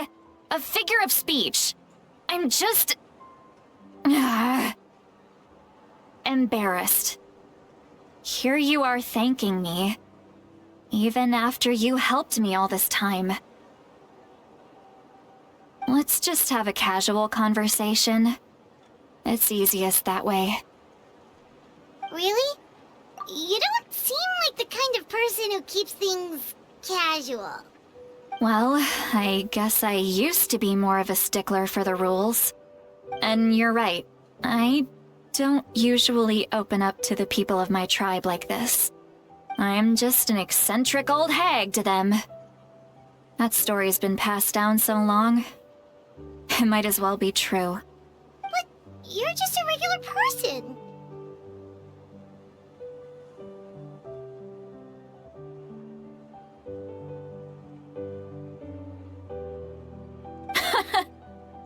The kids of my tribe would have a heart attack if they heard you say that. Granny Eatsley is a powerful figure. Be careful around her. That's what they'd say. Well, you are powerful. Are they afraid of you? Some are. Others are mad I always come out on top. A few decades like that, and people stop knowing how to deal with you. What about you? Are you scared of me? We don't find you scary at all.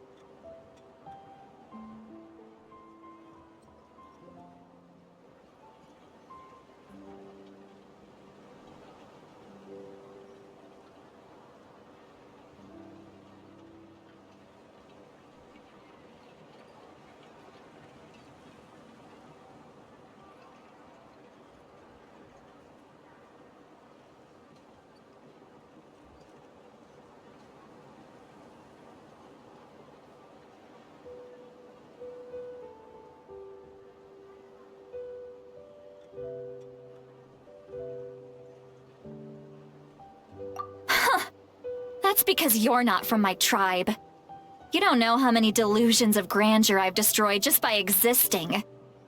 I make people realize that no matter how hard they work, they'll never become a living legend like me. Oh, not to brag or anything. Maybe it's hard to believe. Just pretend I never said anything. We believe you. Shilonen has full faith in your abilities, and Auroran didn't seem scared of you. He thinks of you as his granny, right? Yes, but Auroran's a special case. Mawika already told you about her plan. And you've given so much help to Auroran and me. You deserve to learn the full truth. Auroran's not like other people. As I mentioned, he was abandoned as a child. The reason being, his soul is incomplete. The Masters of the Nightwind view this as a bad omen, capable of bringing about illness and misfortune. No one knows who his parents were. He was just left on a rock in the wilderness. It's a miracle he wasn't devoured by some wild beast. The Masters of the Nightwind believe they can see human souls, and in Auroran's incomplete soul, they saw a possibility for Natlan. A possibility to turn Auroran into a vessel for lost souls. The ceremony would allow lost souls to gather within him. Auroran would then be sent to the Night Kingdom to return the souls to their rightful place, strengthening the ley lines and completing the ceremony. Wait, that doesn't sound right. Now you see the problem. When damage occurs to the Night Kingdom, the souls held within disperse and remain adrift, unable to find a way back to the ley lines. This loss of souls damages the Night Kingdom even further. The ceremony can send back countless souls at once, which would benefit the Night Kingdom and the souls themselves. Of course, the vessel, Auroron, would be sacrificed in the process. I wasn't surprised the chief at the time came up with the plan. The ley lines were already in a terrible state. A suitable candidate for the ceremony appears, and now you have the chance to make things better. Of course you're going to take it.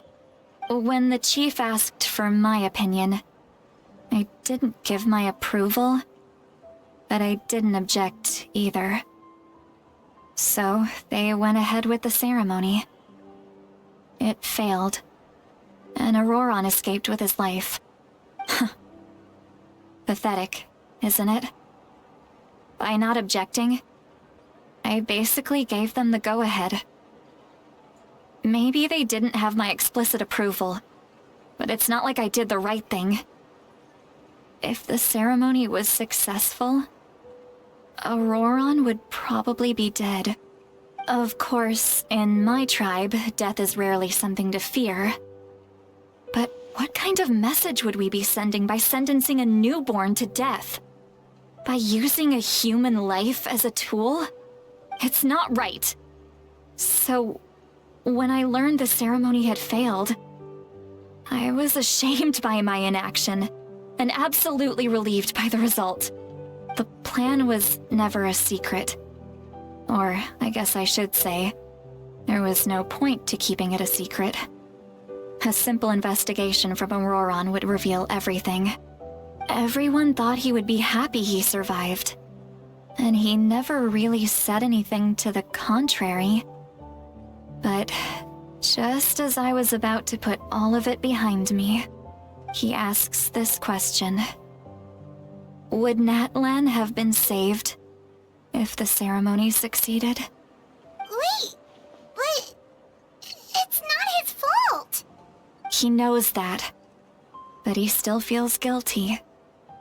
Auroron has a strong ability to perceive souls, more than any of us. He understands just how dire the situation with ley lines has become.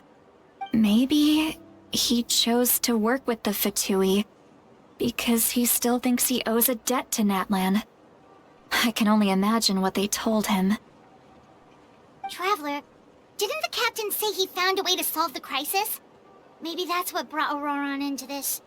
Anyway, we can't just let things go on like this. We have to convince him to come back!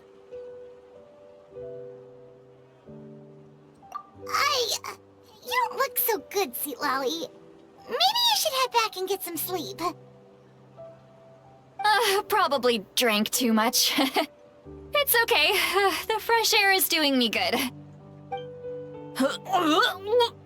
Okay. Forget that. I need to go home. I hit it a little too hard. You've helped me so much already. How do I even begin to thank you? Hey, we're friends, aren't we? Besides, you already said you owe us a favor, so you don't need to worry about us. Good point. Well, I'll go home and get some sleep. We can figure out our next move in the morning.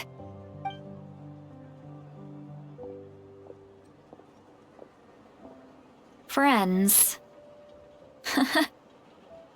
I like the sound of that.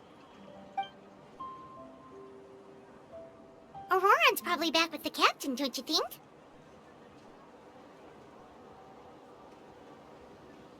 You mean about the backup plan? Do you really believe what the captain told us? Yeah, you're right. We should just go to her directly. But she's probably asleep. We can find her first thing in the morning. For now, let's... go to bed.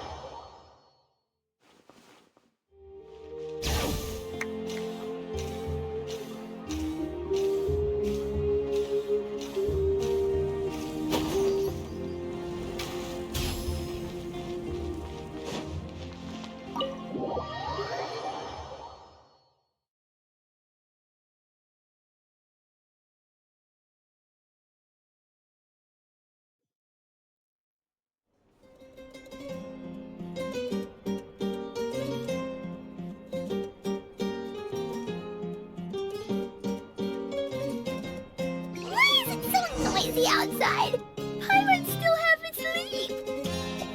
Well, guess we should see what's going on.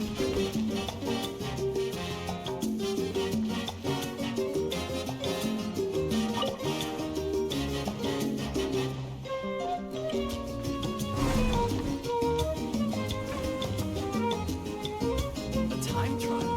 It's worth a shot.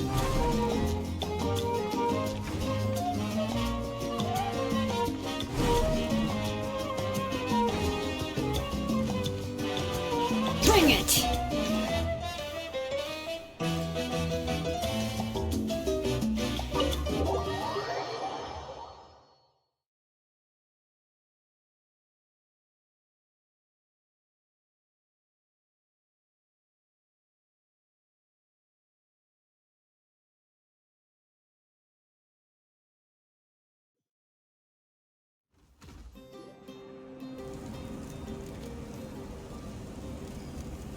Ah, you're already here. I was just about to come get you. Wow, you're up early? That's impressive, especially after all the drinking last night. Let's not bring up last night. I'm embarrassed about the whole thing. Anyway, I was also woken up by the commotion. Looks like all the warriors from the stadium are on the move.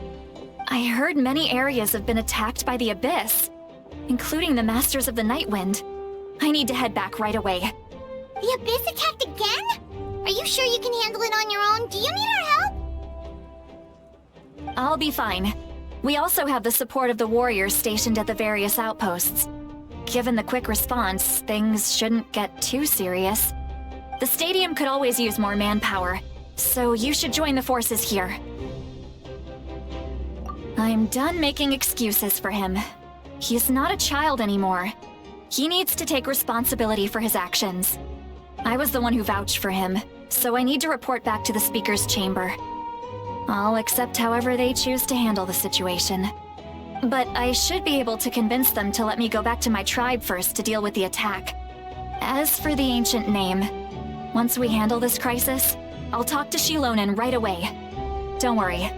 I never forget a promise to a friend. Thank you. Alright, I need to start heading back.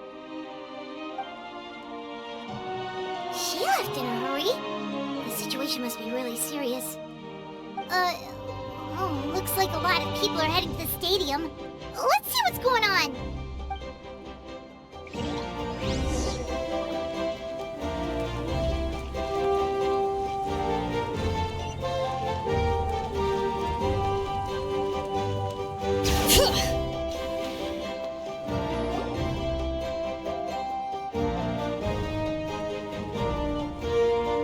Traveler, over here! Oh, perfect. Our star Outlander has appeared. Oh, you're all here! But, what's with the whole Star Outlander thing? Just my way of saying how awesome you are. We've got a real emergency on our hands, so this is the perfect time for you to show off your skills. Alright, but can we get a quick rundown of the situation first? The Abyss suddenly attacked the Collective of Plenty, the Masters of the Nightwind, the Children of Echoes, and a number of our camps and outposts in the wild. Yes, and the attacks are increasing in frequency. The tribes have plenty of defenses, so they're safe for now, but I can't say the same for the adventurers and merchants stuck in the wild. Chaska and I have been searching for survivors and treating the wounded. We just got back, but we need to head out again soon. I plan on heading back to the Collective of Plenty, just in case my tribe needs me. What about you, Mualani? Where are you gonna go? I'll go help the Children of Echoes. They're the closest, so I can start fighting right away. What about you guys? We could go together. Yeah, that does sound important. No worries. Just leave the Children of Echoes to us. Who knows? Maybe yours truly will have the Abyss on the run by the time you're finished. That would be pretty great, actually. I hope my tribe gets through okay. It'll be fine. Your tribe doesn't do all that bodybuilding for nothing. Let's part ways here for now. And most importantly, be careful, everyone. Oh, and some of us need to avoid getting contaminated by dangerous-looking substances. That will make my job a lot easier. Koichi, do we really have to do this now? It's alright. She's just looking out for everyone. Alright, let's hurry up and talk to the Pyro Archon so we can help the others.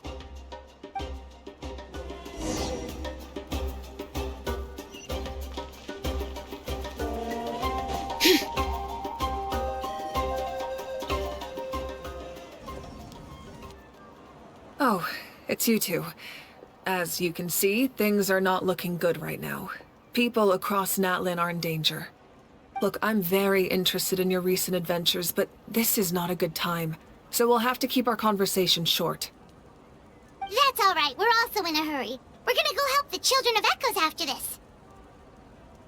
What?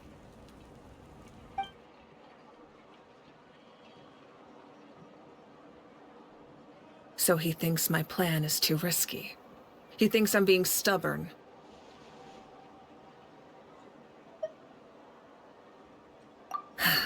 I shouldn't underestimate the Fatui's ability to gather intelligence. The Gnosis does have that function, but there's more to the story. I will answer you honestly, but you must help me keep this a secret. I can use the power of the Gnosis to save Natlan, but it comes at a heavy price. The Gnosis would drain all the souls and memories from the Night Kingdom and weave them into a giant net, which would surround the ley lines and protect them against abyssal corrosion. Wait, you can use souls to weave a net? But does that mean... Yes. It means sacrificing those souls in the process. Souls are just another form of life. The cruelty of this method is self-evident. The Night Kingdom not only houses the souls of the dead, but also our memories and legends. Using the Gnosis means converting all three into material for the net, erasing our history and culture. Even then, the net can still become corroded. If we cannot find a way to repair the damaged ley lines before that happens, then all those sacrifices are for nothing. Given the enormity of the price, it's a solution I refuse to consider right now. I want us to win, but I also care about how we win, and what that means for us in the end. Now, it's true, both plans come at a risk, but after weighing our options, this is our best bet. Natlan is unique among the nations of Teyvat. Given the ever-looming threat of the Abyss, the Pyro Archons had to account for the worst-case scenario. Having a contingency plan is our duty, not just to the people of Natlan, but to all who live on this continent. Still, this has always been a well-kept secret. I'm very curious how the captain learned this information. Oh, one more thing? The captain said he found another way to solve the problem. Could be equally as extreme, though. Without the Gnosis, he should have no other option. But I see no reason for him to lie. Seems like our only path forward is to track him down, so he can answer that question for us.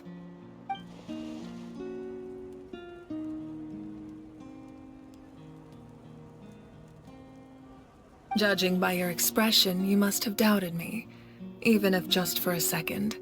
Not even a little! We would never... Wait, what are you talking about, Traveler?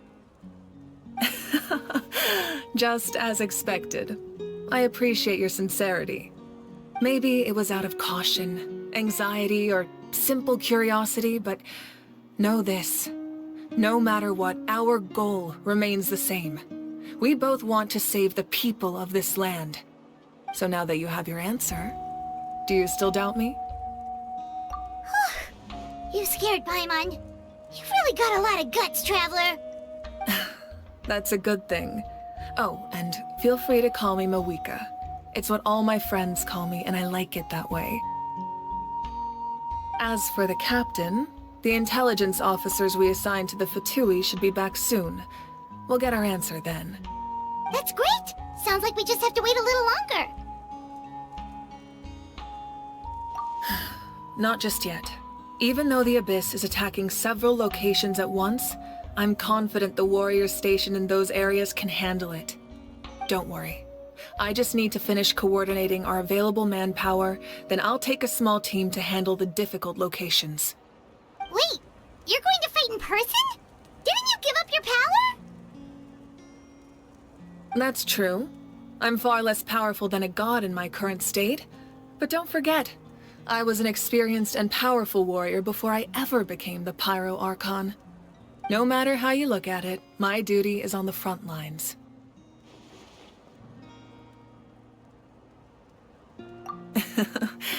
I just think there's strength in numbers.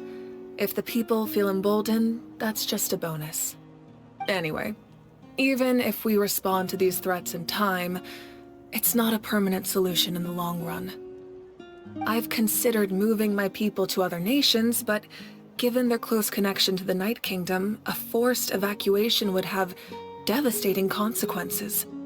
I've told the chiefs of each tribe to strengthen their defenses and advise people against leaving their settlements. Now, I just need to find the right time to disclose the true nature of the crisis to the people of Natlan. Paimon's a little worried about how people will react. Yes, but that won't be the only response. In any case, that's for me to worry about. I'll let you know when we have more information on the captain. Alright, we should head out. Maybe we can join up with Moani. She can't be too far ahead. No need to worry about me.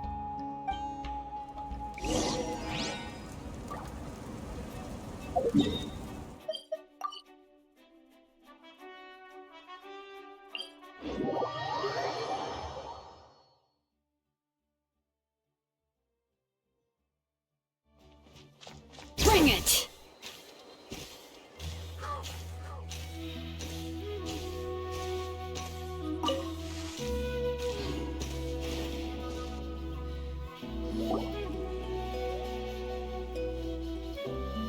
Quick, over here! To safety! Kachina, how many people do you have left?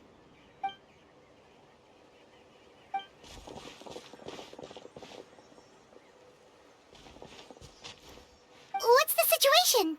There's a trapped caravan that needs our help. We need to rescue them as soon as possible. We'll go together.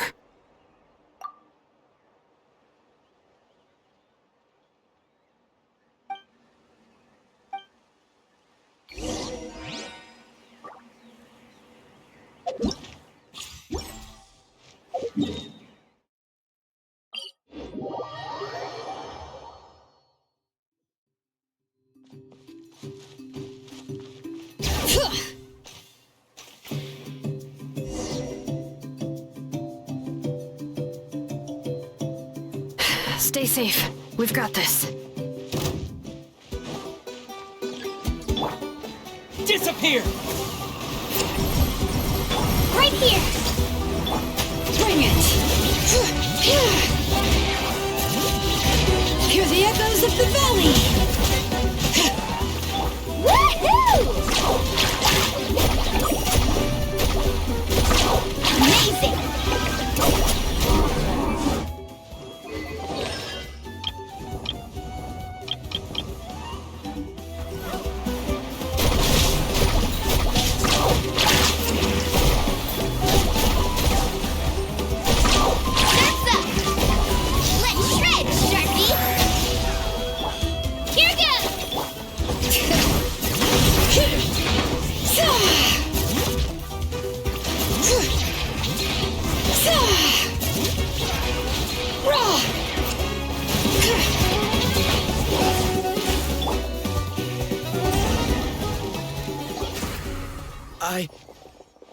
I really thought I was done for. I can't thank you enough. Don't worry about it. We're just glad you're okay. Let's see. Your goods look fine too. Guess the Abyss isn't after Mora. That should be the last abyssal pylon near the Children of Echoes.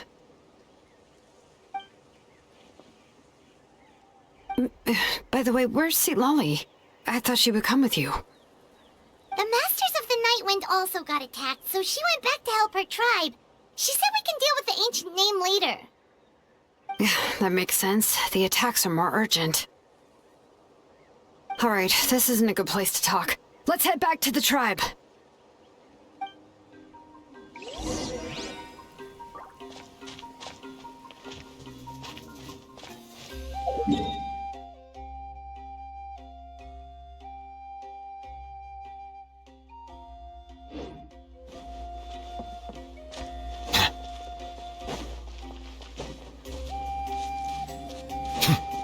All right.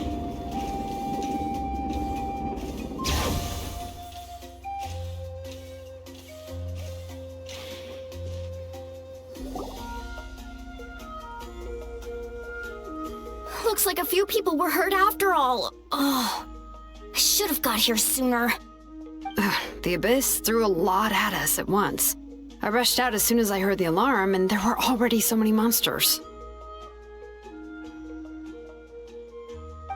Before long, Kachina brought over a whole group of warriors, and just like that, we destroyed several pylons as a team.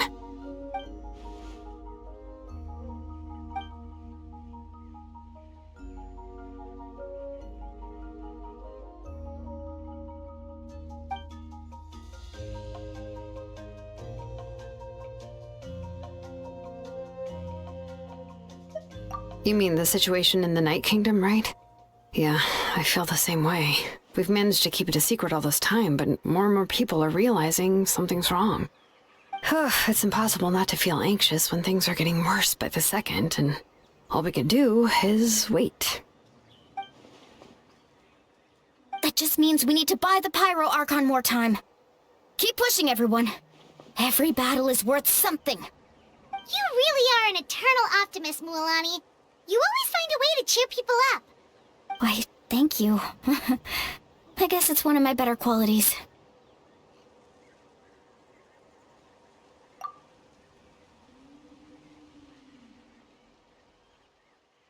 So, specifics aside, the Pyro Archon confirmed the Gnosis can resolve the crisis, but it comes at a huge price. And somehow the captain finds out about it, goes to fight the Pyro Archon, and calls her out for having a solution but refusing to use it. Honestly, if he has the same information as us, I can't really blame him.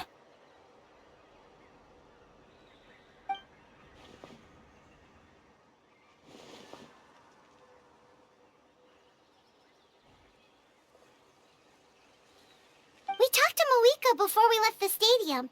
According to her, the cost of the captain's plan is too high. And, well, it makes sense. If that was truly the better choice, she would have picked it.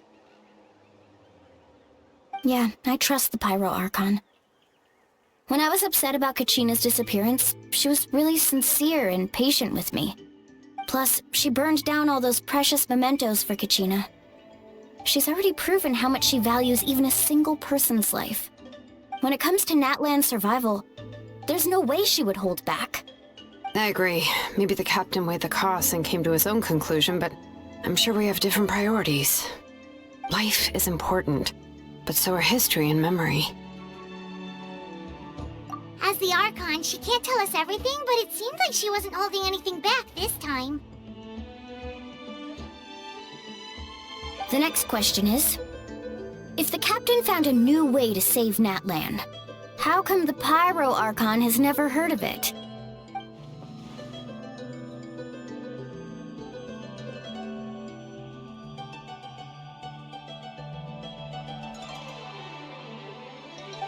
This is all super confusing. We still don't have enough information. Once we figure out what the Fatui are doing, we'll have our answer. Let's head back then. Moika said her intelligence officers should return soon. With how many Fatui there are, someone's bound to give something away. Sounds good. I have a few theories of my own. With a bit more information, we just might get to the bottom of the whole thing.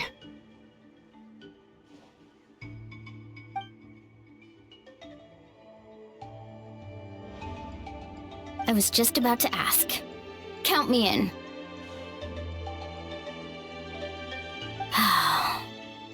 If I was just a bit faster, we could have prevented a few people from getting hurt. People who could help us in the next battle. It's all a chain reaction.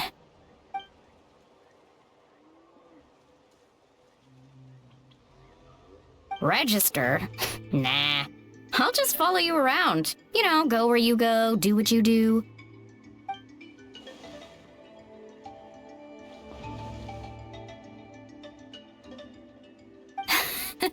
You got it. I just don't want to make the trip back. It's so far. Alright. See you all later. Let's get together and celebrate once this is over. Oh, you betcha!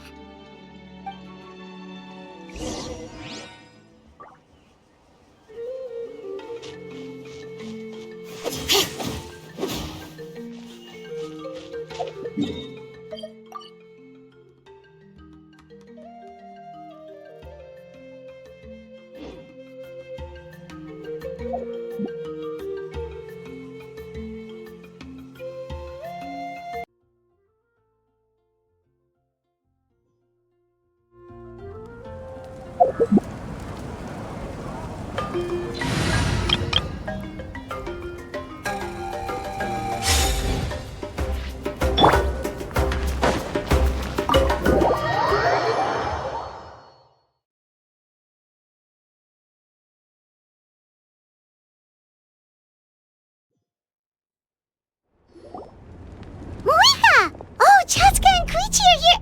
Wait, are you okay, Koichi? I'm fine. No need to worry.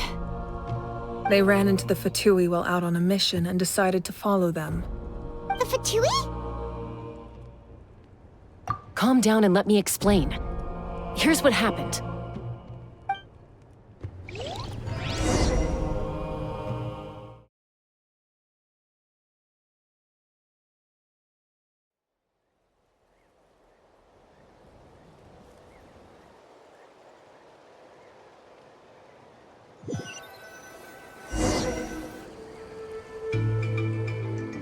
Watch out. It's the Fatui. Were they attacked by the Abyss? No, wait. It looks like they're protecting a group of travelers. Over there. Do you see? You're right. That's a traveling group from Natlan. Could they be trading for something? Let's keep observing for now. We're glad you're okay. Given the appearance of abyss monsters all over Natlan, you should cancel your journey and seek shelter at the stadium or one of the tribes. Thank you so much. I wish there was something we could give you. We don't expect anything in return. We were out on a mission and saw you being attacked. It was our decision to help. If you truly wish to repay the favor, you can keep this a secret. If anyone asks, just say you were saved by warriors from Natlan. Oh, okay. We can do that. But... We're not asking you to cover up our activities. We haven't done anything illegal. Our captain simply wishes to remain undisturbed. Nonetheless, the decision remains yours. If we wanted to keep you quiet, we would have employed a harsher method. Got it. We'll get going now. Did you hear that? They mentioned a captain. Isn't that who the Pyro Archon is looking for? Exactly. We could be onto something big. Still, there was no trade.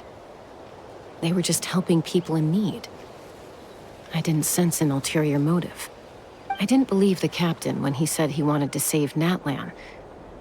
But based on what we just saw, it's possible he was telling the truth. Maybe we've been wrong about the Fatui this whole time. It's too early to say. Let's follow them and see what's really going on.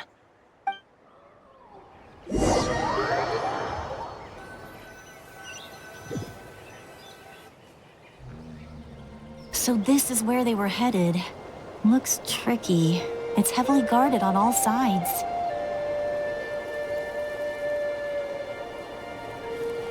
Koichi, Wait for me here.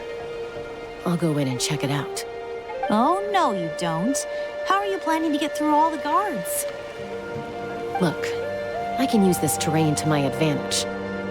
With our tribe's special way of getting around, I doubt they'll see me coming. We still can't see anything on the inside. What if you can't find cover? You won't have anyone to watch your back if you go in alone. The more heavily guarded the location, the more valuable the secrets. Even if the captain isn't here, we can still figure out what the Fatui are planning. That intel is worth the risk. Fine. You're not gonna listen to me anyway, so let me come with you. That's even more risky. You've been running around saving people for days. You're already at your limit. I'm confident I can protect myself. I'm not sure you can say the same. At least right now. I can. You really believe that? Fine, don't believe me. But you can't honestly tell me infiltrating a heavily guarded Fatui hideout all on your own sounds more reasonable. You know, growing up, even if I insisted on doing something, it never gave you any trouble. I'm not sure you can say the same. All right. If we start arguing, this will never end. We can't let this opportunity go to waste. Guess that means I win. Don't worry, you're not the only capable young person from our tribe. I can handle this. All right, same plan as usual. We split up, communicate with hand signals, make sure our blind spots are covered, and support each other once we strike. Got your ropes? Yeah, let's go.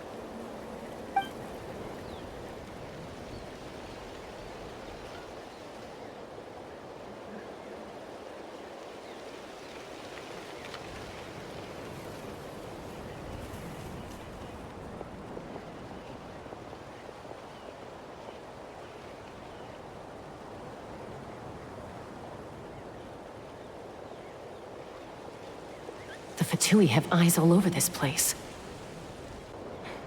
I should wait for Koichi's signal.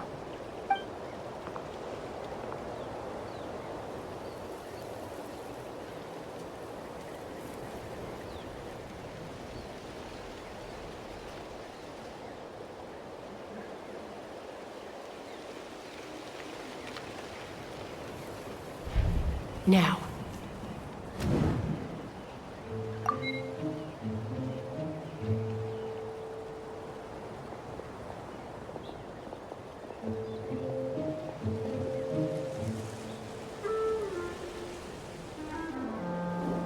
Not sure how many chances I'm gonna get. I need to act.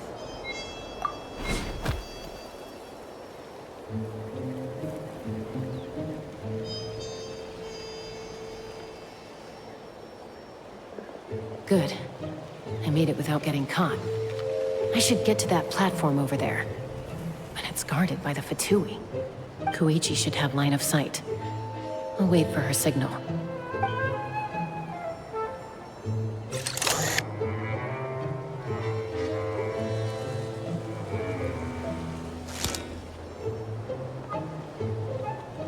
That's it. Now's my chance.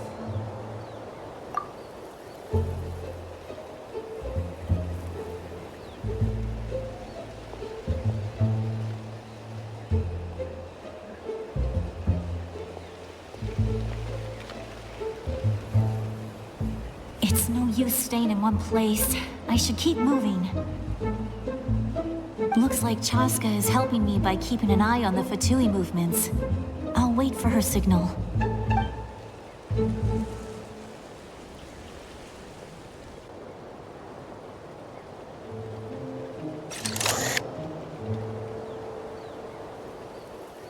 Time to move.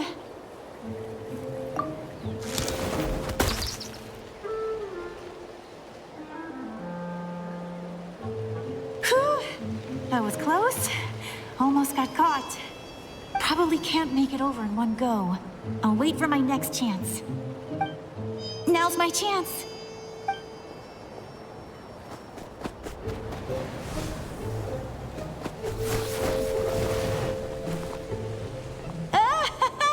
I made it! That'll show my sister. Let's see. The Fatui's occupying all the best locations. If we could just get past them somehow. Wait! I've got it!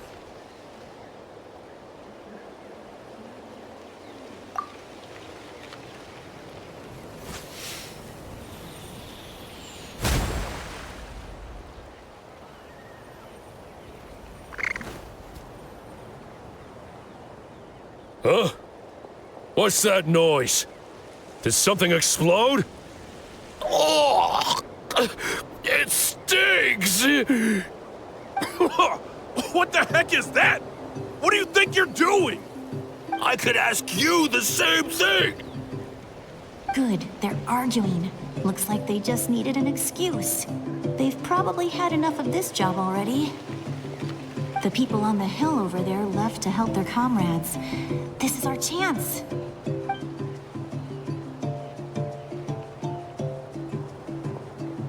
Come get me, Chaska. I hope she gets this hand signal. That's Koichi's signal. Smart idea. All right, time to move. Give me your hand, quick. Coming!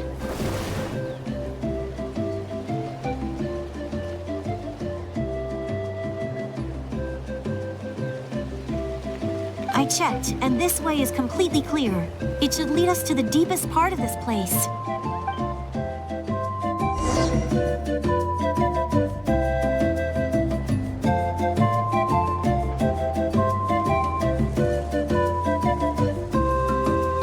Well, I was pretty helpful, right?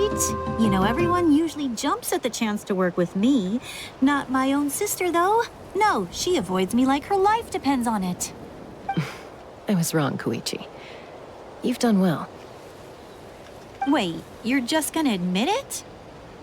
Now I look like the mean one. Let's focus on the task at hand. We're in the heart of enemy territory. The more time we waste, the more dangerous this becomes. All right. If you're not gonna take the bait, then I'll drop it. Looks like the Fatui are here to dig something up. I'm surprised they mobilized this many people. I doubt it's because they're interested in our culture and history. It seems like they're looking for a dragon relic called the Source Mechanism. The device is ancient. Barely any information survives to this day. And even people from Natlan don't know how to use it. Why would this be the Fatui's target? Not bad. Looks like it's in good shape. This should be what our Lord's looking for. Took us long enough. Come on, let's get this thing back. Back? Back where? Should we keep following? You really want to keep going? Of course. We make a good team, don't you think? No reason to stop now. What was that sound? Uh-oh. We've been spotted. Time to go. Falling rock incoming! Watch out for your gadget! What? You'll regret that! After them!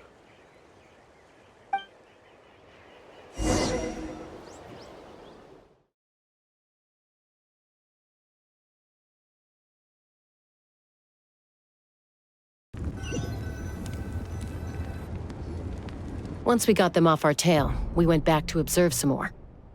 They'd collected several identical pieces of something. It looked like they were waiting, though.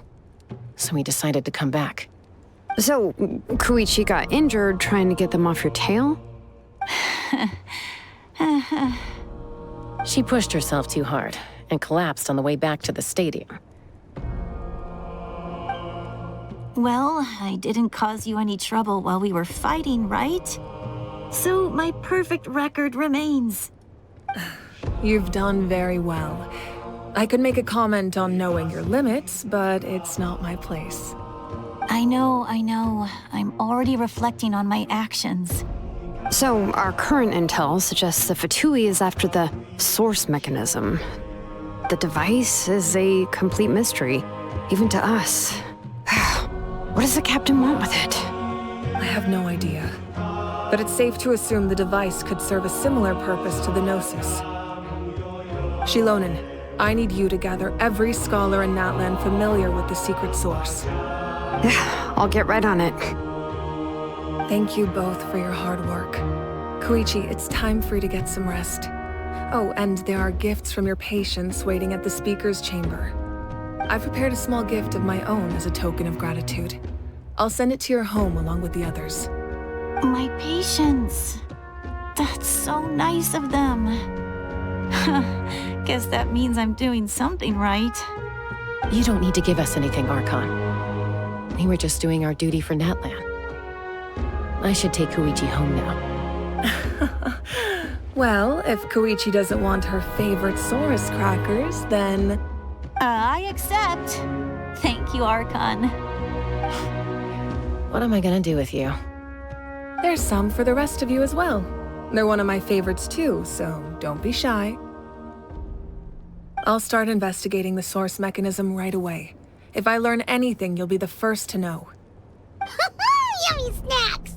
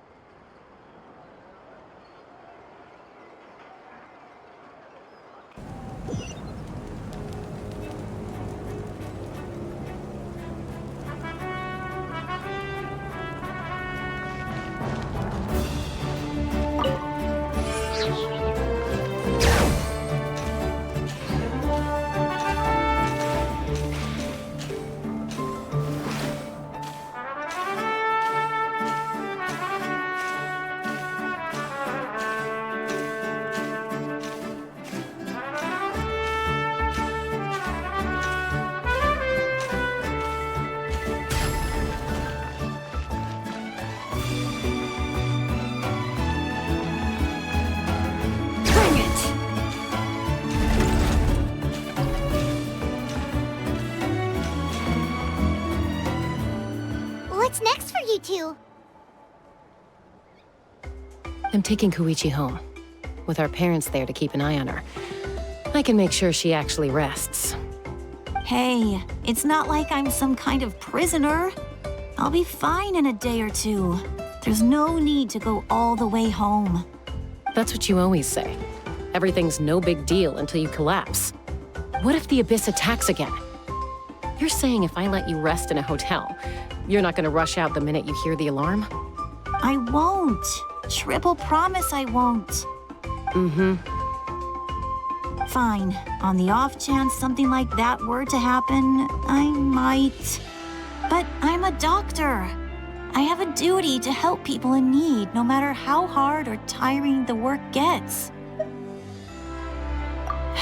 I guess you're right. But I don't have to like it. This reminds Paimon of when we first met! Except you were the one trying to stop Chaska from doing something dangerous.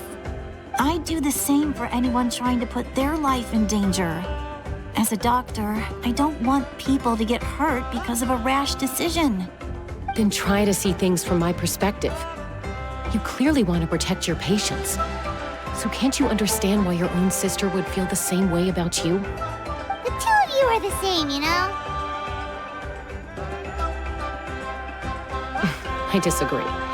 I understand the risks and costs of my decisions. Who wants to be like her? Overconfident, always making excuses when things go wrong. That's just not true. You think I don't have proof? Okay, don't get into another fight. Just pretend Paimon never said anything. Don't worry, Paimon. You didn't do anything wrong. Arguing is just how we communicate. Neither of us really takes it to heart. Plus, I guess we are similar in some ways. Maybe I rush into things without thinking, but I learned that from her. We're family. I can't help it if my older sister is a bad influence. Okay, you don't have to put it that way. So, you're all good now?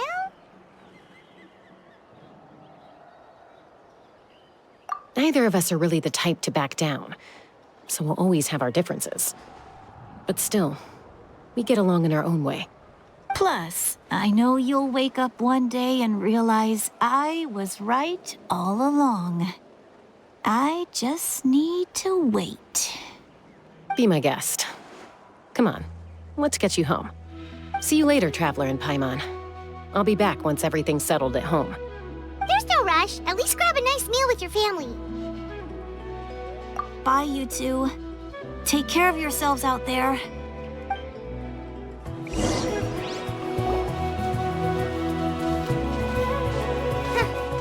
Those two will probably make up for real at some point, right? Well, we've learned a lot. Let's go over everything that we know so far.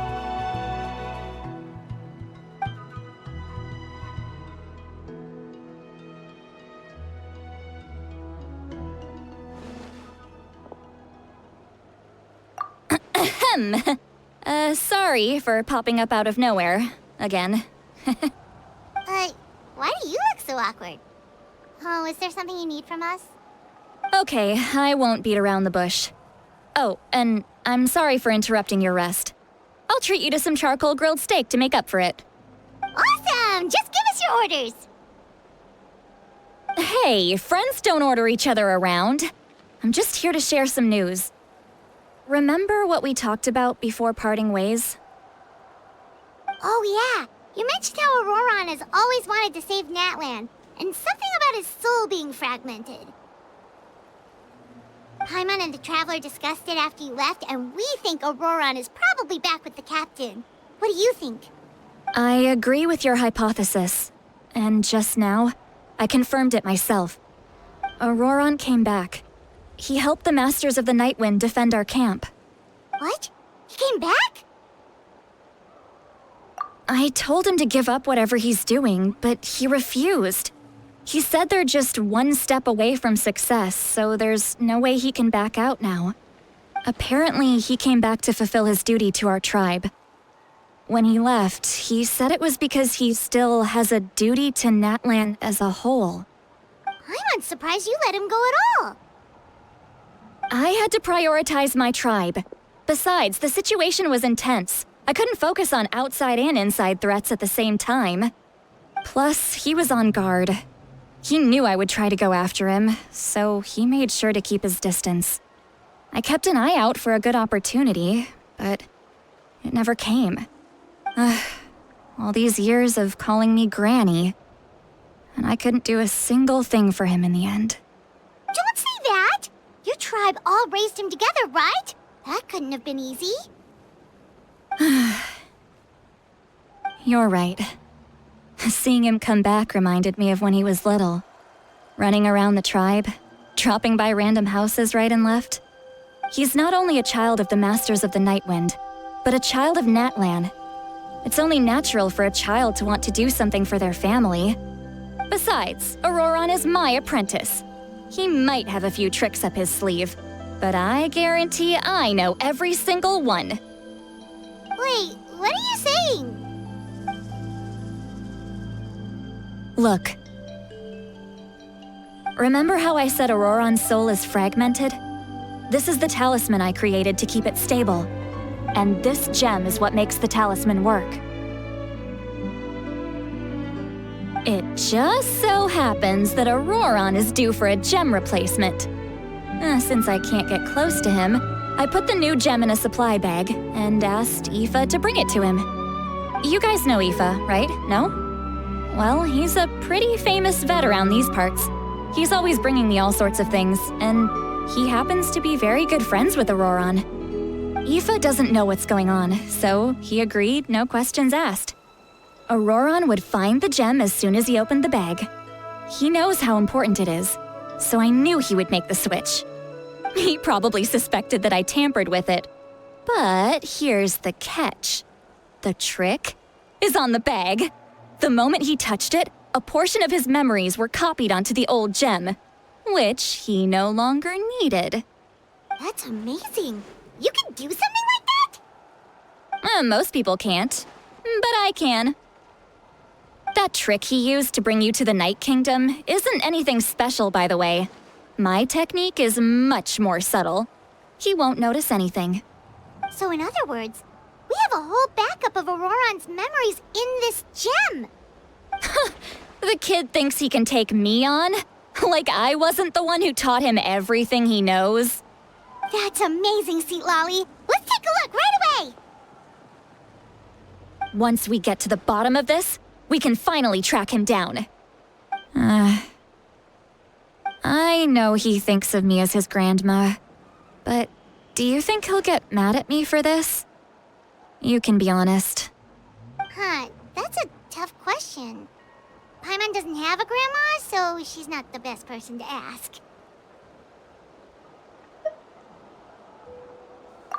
To be honest, I've always doubted my ability to look after him. I didn't stop the ceremony all those years ago, and now I'm useless again. But if I stop here, it will haunt me until I'm 500 years old. Every night I'll wake up in a fit of anger.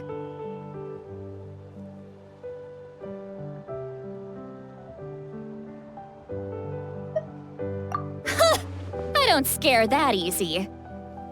Still, if I back away from this and something happens to Auroron, I would never forgive myself. I need to look at his memory. Even if he resents me, refuses to see me, or runs away for good, I don't care, and I won't blame him. A family does whatever it takes to protect their own. You sure you'll be okay? We can come with you if you want. Did you just say you'll come with me? Is that okay? We have a pretty good reason to see it too, don't we? Because, right, we need leads on the Fatui. You really mean it?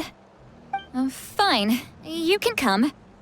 Just promise me you'll see this through. No backing out. Got it? Don't worry, we're professional adventurers. Then I place my trust in your professionalism. All right, time to sneak into someone else's memory and engage in some, unwanted spying. You heard it here first. I wouldn't be doing this if I had any other choice. Are you ready?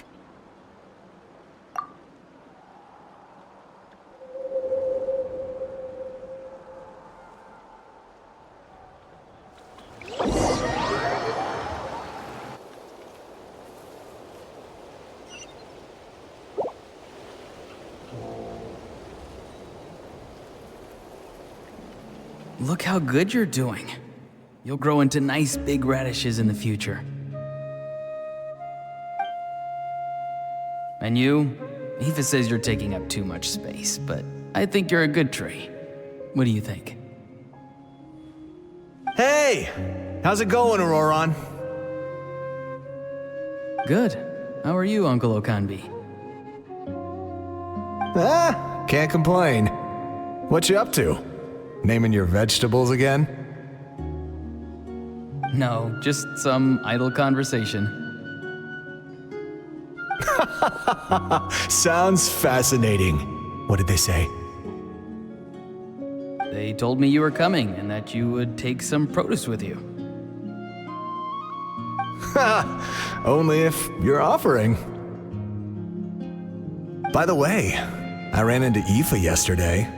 He told me Chaska's fostering a saurian at his place. Said the thing trampled over a part of your radish garden. I hope you two didn't get into a huge fight. No, don't worry. I'll find a way for him to make it up to me. I've already wrapped your share of the produce. Here you go. You really knew I was coming. That's pretty amazing. Light up the smoke and you can see the path through the shadows. That's what everyone says. Hey, have you seen that strange group of people that just appeared out of nowhere? Appeared out of nowhere? I don't think so. It's the Fatui. Their leader seems like a big deal. He didn't bring many men with him, but they're all elite warriors. It seems like they're looking for someone, but I wouldn't go around asking too many questions. If you run into them, be careful.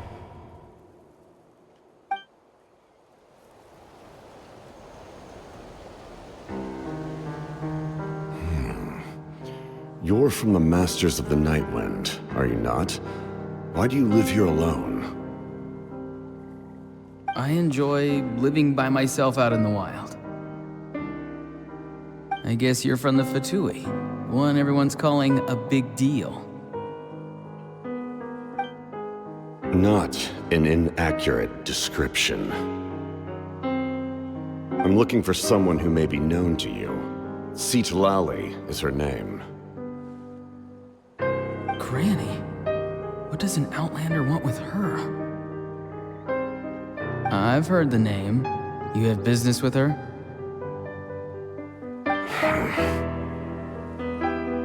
There's no point to further questioning if you insist on hiding things from me. I shall seek answers elsewhere.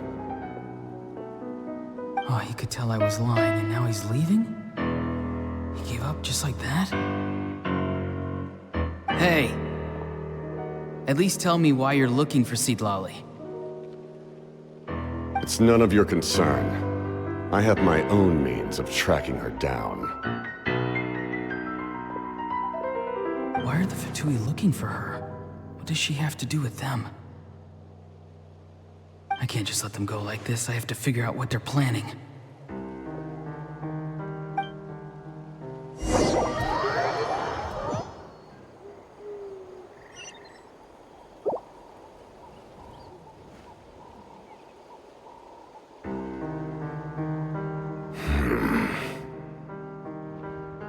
I've just been studying the ley lines and asking for leads on Granny.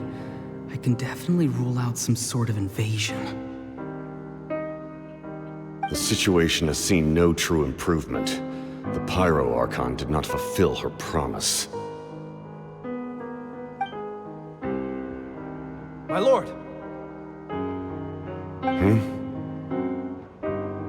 Ignore him. He is no threat. He knows I'm following him, but he doesn't seem to care. He's strong, I can tell. But there's something unusual about him, and also familiar in some way. I can't describe it.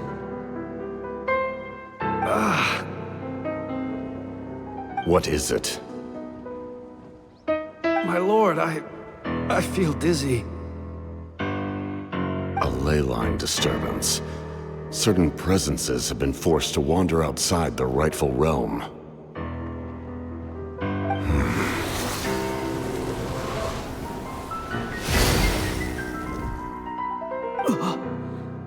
That was a spell from the Masters of the Nightwind. How did he know that?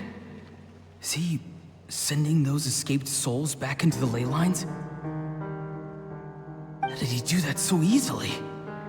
Soulfaring is supposed to be extremely difficult. This could be related to why he's searching for Granny. I feel much better. Thank you, my lord. Think nothing of it. Stay vigilant, and continue to gather information. The Abyss could attack at any moment. If you notice any irregularities, assume drill formation and be prepared to fight. However, there is no reason to over-engage. Information is our first priority. Yes, sir. Why are the Fatui fighting against the Abyss? Do they really mean us no harm?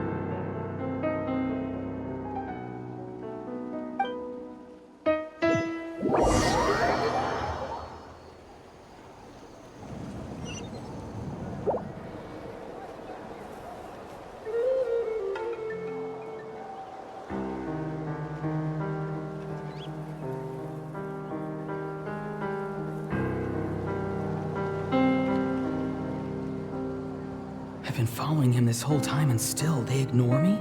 Do they really not care? It seems like his subordinates referred to him as the captain. Never heard of him before. And now he's headed to the stadium. That's unusual. What is he gonna do? You two, with me. Everyone else, wait here as instructed. Send word to the other teams to retreat immediately if this fails. Yes, sir.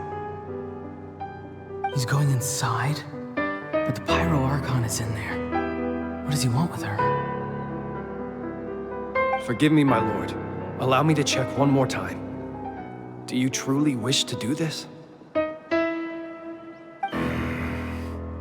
The time for idle observation is over.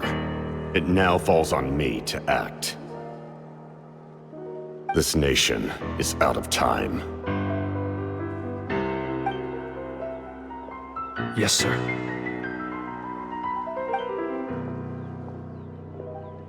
He just walked straight into the stadium. What is he gonna do?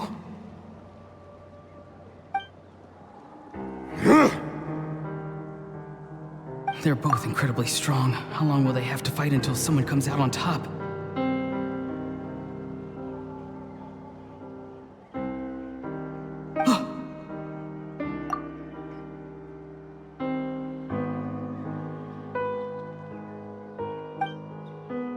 Wait, this feeling. Just like the other day near the ley lines, it's faint, like a soul's trying to escape. Where is it coming from? Is that why he's looking for Granny? If he dies here, then all clues will be lost. I can't let that happen.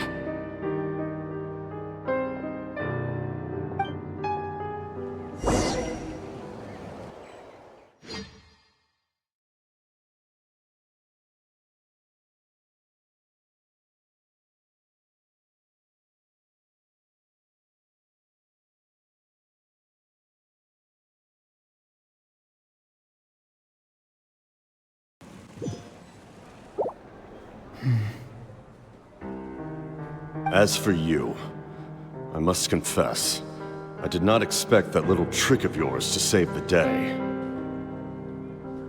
No matter how dense the fog, as long as the sun remains, we cannot turn day into night. She could have dispelled it. She simply chose not to. You don't have much time, and you're injured on top of that. What do you plan to do next?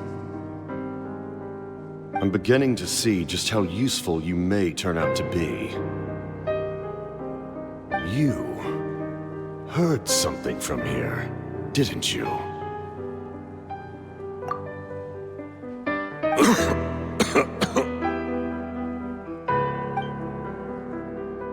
No need to force yourself. I've never seen anyone match the Pyro Archon in battle before.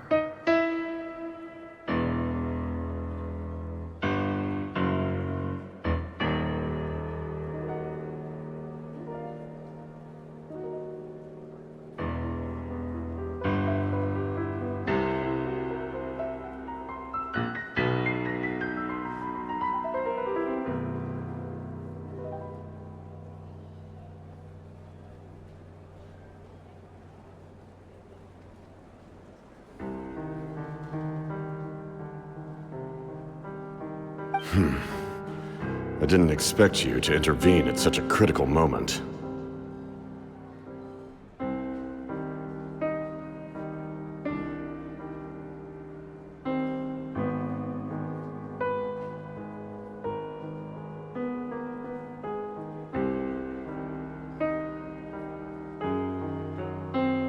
You know I've been following you. Why didn't you stop me? When walking in the forest, it is only natural to encounter wild beasts. However, not every beast has the courage to come out and bite. And yet, one of those very beasts saved your life.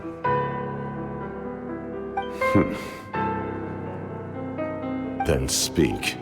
What do you want? I didn't save you because I wanted something. My soul is more perceptive than others. I can sense that the ley lines are extremely weak. I don't know what the Pyro Archon is planning. Can she really save us? The questions you asked her just now, well, I've had very similar doubts. So I felt like I had to help you.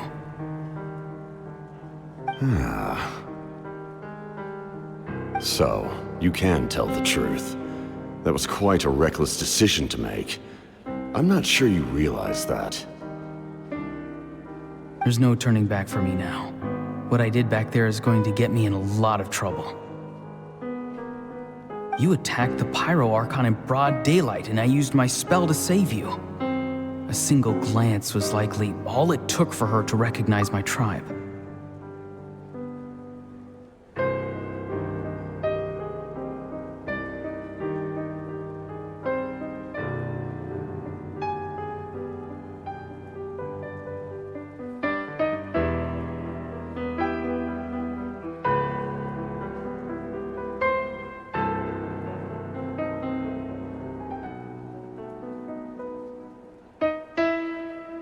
So, we're in the same boat. Seem to care little for my thoughts on the matter. It's too late for that.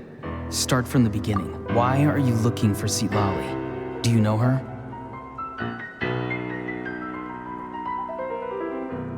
Explain your relation to her first. I know you two are acquainted. It was obvious the moment I mentioned her name. Citlali is my elder and my teacher. She taught me everything I know. It's my duty to protect her.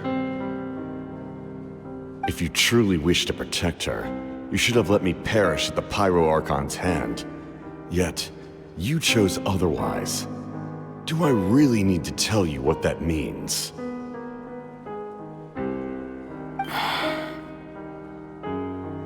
I want to do something to change Natlan for the better.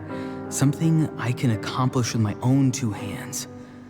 You're stranger than anyone I've ever met. But maybe, just maybe, you can show me the way. Strange? Citlali is said to be the legendary Granny Eastly, someone capable of communicating with the Wyub, and the Wyub are the key to information on the Night Kingdom. Why do you need knowledge on the Night Kingdom?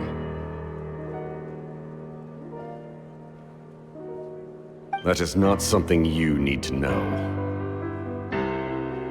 Don't forget, I saved your life.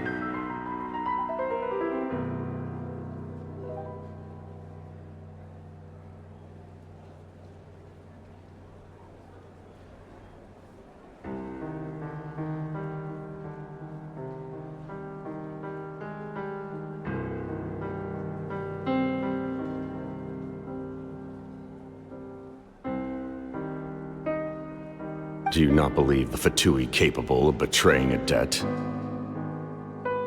People can lie, but souls cannot. I can tell there's a weight to your soul, a sense of justice. You may not live among your tribe, but you certainly know their tricks. I apologize for my rash judgment. You are more capable than I imagined. Let's go. We'll see if you have what it takes to join my plan.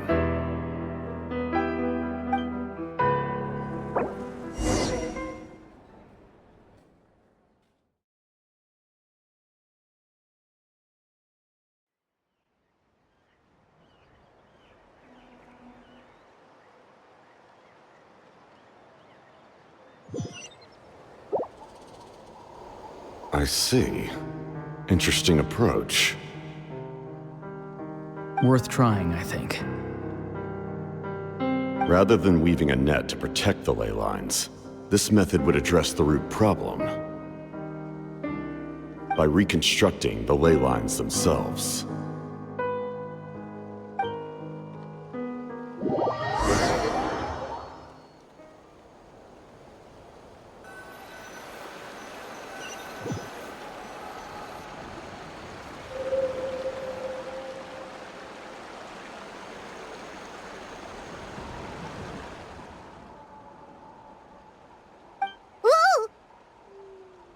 Traveler, Paimon. Are you two alright? Paimon's fine, just, a little little dizzy.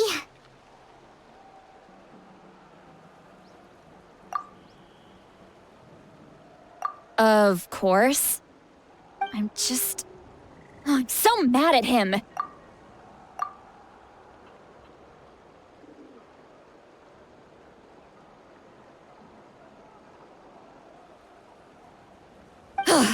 After everything, he still can't let go of the past. For some reason, he thinks he owes something to the people who cared for him. Stubborn, self-righteous fool. Where's that gonna get him? Now that he's all grown up, he thinks no one can tell him what to do?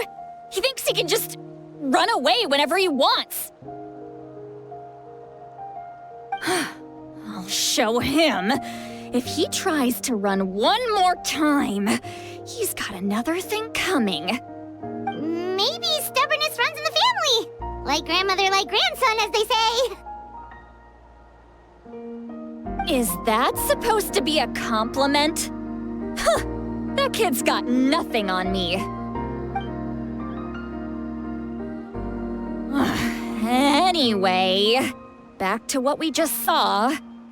I don't even know what to make of it. Yeah, the captain seriously wants to reconstruct the ley lines? What does that even mean? Something like the loom of fate, maybe?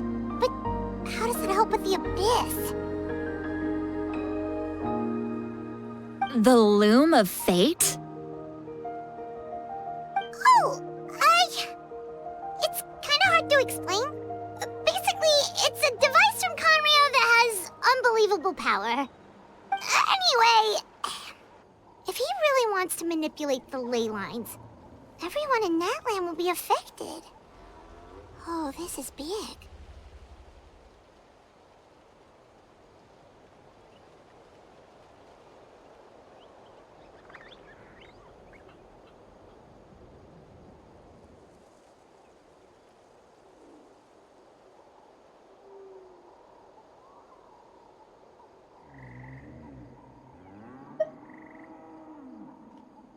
Which means the captain has been honest from the very beginning.